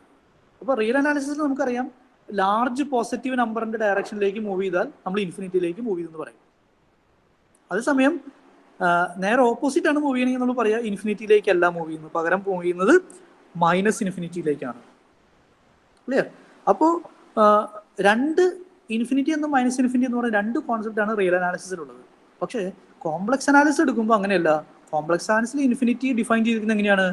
ഒരു ഇൻഫിനിറ്റിയുടെ ഡയറക്ഷനിൽ മൂവ് ചെയ്യാന്ന് പറഞ്ഞാൽ ഒരു ഒറിജിനിൽ നിന്ന് ഒരു കോംപ്ലക്സ് നമ്പറിന്റെ മോഡുലസ്. കോംപ്ലക്സ് നമ്പറിന്റെ മോഡുലസ് എന്താണ്? അത് ഒറിജിനുമായിട്ടുള്ള ഡിസ്റ്റൻസ് ആണ്. അത് ഇൻഫിനിറ്റിയിലേക്ക് ടെൻഡ് ചെയ്യാം. Modulus is always A non negative number. Okay, non negative real number. അപ്പോൾ ഒറിജിനിൽ നിന്ന് എത്രമാത്രം ദൂരത്തോട്ട് പോകുന്നു അവിടെയൊക്കെ ഇൻഫിനിറ്റിയാണ്. അല്ലാതെ മൈനസ് ഇൻഫിനിറ്റി എന്നോ പ്ലസ് ഇൻഫിനിറ്റി എന്നോ രണ്ട് വേർതിരിവ് ആർക്കുണ്ടാവില്ല. ഇവിടെ ഈ പറയുന്ന കോംപ്ലക്സ് അനാലിസിസിലും ഉണ്ടാവില്ല. അപ്പോൾ അങ്ങനെ ഒരു ചെറിയ പ്രശ്നം ഉള്ളത് കൊണ്ട് തന്നെ ഇപ്പോൾ e⁻1/z അങ്ങനെയുള്ള കാര്യങ്ങളൊക്കെ വരുമ്പോൾ ഇൻഫിനിറ്റി മാത്രം നോക്കിയാൽ പോരാ. അല്ലെങ്കിൽ എന്താ പറഞ്ഞാൽ ഇൻഡിറ്റർമിനേറ്റ്സ് ഫോം ചെയ്യുന്നത്, അല്ലെങ്കിൽ ഇൻഡിറ്റർമിനേറ്റ്സ് നമ്മൾ ഹോസ്പിറ്റൽ പോലെ തന്നെയാണോ എന്ന് തീരുമാനിക്കുന്നതിനുള്ള ഒരു കൺഫ്യൂഷൻ ഉണ്ടാവും. ആ കൺഫ്യൂഷൻ ഒഴിവാക്കി കഴിഞ്ഞാൽ നമുക്ക് എൽ ഹോസ്പിറ്റലിൽ ഇവിടെയും ഉപയോഗിക്കാവുന്നതാണ്. ഇപ്പോൾ പോളിനോമിയൽസിന്റെ കേസിലെല്ലാം നമുക്ക് ഡയറക്റ്റ് ആയിട്ട് ഉപയോഗിക്കാവുന്നതാണ്, പ്രശ്നമില്ല. അല്ലാതെയുള്ള ഇപ്പോൾ നിങ്ങൾ എക്സ്പോണൻഷ്യൽ ഒക്കെ ആയിട്ട് വരുന്ന സ്ഥലങ്ങളിൽ നിങ്ങളത് ശ്രദ്ധിക്കണം. അതിൻ്റെ ഇൻഡിറ്റർമിനേറ്റ് ഫോം ഉപയോഗിക്കുക എന്ന് പറയുന്നത് വളരെ ബുദ്ധിമുട്ടാണ്. അപ്പോൾ അതുകൊണ്ട് ബുദ്ധിമുട്ടല്ല, ഡിഫറൻ്റ് ആണ്. അതുകൊണ്ട് എൽ ഹോസ്പിറ്റൽ റൂൾ റിയലിലെ പോലെ തന്നെ ഡയറക്റ്റ് ഇങ്ങോട്ട് ക്യാരി ഓവർ ചെയ്യാൻ പറ്റില്ല. ആ ഇൻഡിറ്റർമിനേറ്റ് ഫോം നിങ്ങൾക്ക് ഡിറ്റർമിൻ ചെയ്യാൻ പറ്റുവാണെങ്കിൽ ഓക്കെ. ഓക്കെ, കാവ്യക്ക് ആൻസർ ക്ലിയർ ആണ്. കാവ്യ താങ്ക്സ് പറഞ്ഞിട്ടുണ്ട്. ഇനി മറ്റാർക്കെങ്കിലും എന്തെങ്കിലും സംശയങ്ങൾ ചോദിക്കാനുണ്ടോ? ഉണ്ടെങ്കിൽ ചാറ്റ് ബോക്സ് യൂസ് ചെയ്യാം, അല്ലെങ്കിൽ അൺമ്യൂട്ട് ചെയ്ത് ചോദിക്കാം. മറ്റ് ചോദ്യങ്ങളൊന്നും ഇല്ലെങ്കിൽ നമ്മൾ ഇന്നത്തെ സെഷൻ വൈൻഡ് അപ്പ് ചെയ്യാണ്. ഇനി വേറെ ചോദ്യങ്ങൾ ഇല്ലെന്ന് തോന്നുന്നു. അപ്പൊ അവർക്ക് ഇനി എന്തെങ്കിലും കൂടുതൽ ക്വസ്റ്റ്യൻസോ കാര്യങ്ങളോ ഉണ്ടെങ്കിൽ എന്റെ മെയിൽ ഐ ഡിയോ മിസ് എന്തെങ്കിലും കൊടുക്കുവാണെങ്കിൽ അവർ അതിനകത്തേക്ക് അതിലേക്ക് ഇട്ട് കഴിഞ്ഞാൽ അങ്ങോട്ട് ഷെയർ ചെയ്യാം. അതും ചെയ്യാം. സെഷൻ യൂസ്ഫുൾ ആയി എന്ന് വിചാരിക്കുന്നു. നിങ്ങൾക്ക് ഇത് എത്രത്തോളം ഉപകാരപ്പെട്ടു എന്നുള്ളതാണ് ഞങ്ങളുടെ ഒരു എഫേർട്ടിന്റെ ഔട്ട്പുട്ട് എന്ന് പറയുന്നത്. പിന്നെ ഇന്നത്തെ റിസോഴ്സ് പേഴ്സൺ ദിദിമോസ്, നിങ്ങൾ ഇടയ്ക്ക് കേട്ടിട്ടുണ്ടാവും, ഒരു വാവയുടെ ശബ്ദമൊക്കെ കേട്ടിട്ടുണ്ടാവും. സാറിന്റെ വീട്ടിലൊരു ചെറിയ കുട്ടിയൊക്കെ ഉള്ളതാണ്. പക്ഷെ ഞാൻ ഇങ്ങനെ ഞാൻ ഇന്റർപ്രറ്റ് ചെയ്തോട്ടെ. ഇവിടെ അത് എന്റെ ഭാഗത്തുനിന്നല്ല, ഞാൻ കോളേജിലാണ്. ഞാൻ ഇവിടെ ആരുമില്ല, വളരെ സൈലന്റ് ആണ്. ഞാൻ അതുകൊണ്ട് അങ്ങനെ ഒരു പ്രശ്നം ഉള്ളതുകൊണ്ട് ഞാൻ കോളേജിലേക്ക് ഞാൻ ഇന്ന് വന്നിട്ട് ഡിപ്പാർട്ട്മെന്റിൽ ഇരിക്കുകയാണ്. വീട്ടിൽ കുറച്ച് പ്രശ്നങ്ങളുണ്ട്, നല്ല ബഹളമായിരിക്കും. അതുകൊണ്ട് ഞാൻ ഇവിടെ കോളേജിൽ വന്നിരിക്കുകയാണ്. നാളെ ഞാൻ കോളേജിൽ വരുന്നതായിരിക്കും. സെഷൻസ് എല്ലാം കോളേജിൽ നിന്നായിരിക്കും. ഞാൻ വീട്ടില് അത്രയും ബുദ്ധിമുട്ടുകൾ ഉണ്ടായിട്ട് ബുദ്ധിമുട്ടുള്ളത് മാറ്റിവെച്ച് കോളേജിൽ വന്നിരിക്കുകയാണ്. നമുക്ക് യാത്രയ്ക്കൊക്കെ അസൗകര്യങ്ങളുള്ള സമയമാണ്. എന്നിട്ട് കോളേജിൽ നമുക്ക് വേണ്ടി വന്നിരിക്കുകയാണ്. ഇന്നും വന്നു, നാളെ വന്നു, വീണ്ടും ആവശ്യമുണ്ടെങ്കിൽ വരാൻ തയ്യാറാണ്. അപ്പൊ ഇപ്പൊ സന്തോഷത്തോടു കൂടി ഞങ്ങളുടെ ഇൻവിറ്റേഷൻ ആക്സെപ്റ്റ് ചെയ്യുകയും ഇന്നത്തെ 2 മണിക്കൂർ വളരെ ഫ്രൂട്ട്ഫുൾ ആയിരുന്നു എന്നാണ് എന്റെ വിശ്വാസം. നമുക്ക് ചാറ്റ് ബോക്സിലൂടെ താങ്ക് യു മെസ്സേജുകൾ കാണാം. അപ്പൊ ഇന്നത്തെ 2 മണിക്കൂറിന് ദിദിമോസ് സാറിനും പാർട്ടിസിപ്പേറ്റ് ചെയ്ത എല്ലാ കുട്ടികൾക്കും നന്ദി അറിയിക്കുന്നു. മീറ്റിംഗ് റൂമിൽ നിന്ന് പോകാം. ഇതേ ലിങ്ക് തന്നെ നാളത്തേക്ക് റീഷെഡ്യൂൾ ചെയ്യുന്നുണ്ട്. നിങ്ങൾക്ക് ഇതേ സെയിം ലിങ്ക് യൂസ് ചെയ്ത് നാളെ 10:30 നാളത്തെ സെഷൻ തുടങ്ങും. 10:15 കഴിയുമ്പോൾ തന്നെ ലോഗിൻ ചെയ്യുക. എന്നാലാണ് നമുക്ക് ബുദ്ധിമുട്ടില്ലാതെ കൃത്യം 10:30 സെഷൻ സ്റ്റാർട്ട് ചെയ്യാൻ പറ്റുള്ളൂ. കഴിയുന്നതും ക്ലാസ്സിന് ഇടയിൽ അഡ്മിഷൻ റിക്വസ്റ്റുകൾ ചോദിക്കാതിരിക്കുക. ഇപ്പൊ ഇന്നിപ്പോ ഇടയ്ക്ക് നമുക്കൊരു ടെക്നിക്കൽ ഹിഞ്ച് വന്നു. അത് ഇടയ്ക്ക് ജോയിൻ ചെയ്ത ഒരാൾ പ്രസന്റ് സ്ക്രീൻ അടിച്ചതുകൊണ്ട് പറ്റിയതാണ്. അപ്പൊ അത്തരം ബുദ്ധിമുട്ടുകൾ ഒഴിവാക്കാനായി കഴിയുന്നതും 10:30 മുമ്പ് തന്നെ നിങ്ങൾ ക്ലാസ് റൂമിൽ പ്രസന്റ് ആയിരിക്കുക. അപ്പൊ എല്ലാവരെയും നാളെ കാണാം. You can leave the meeting room now. Thank you all.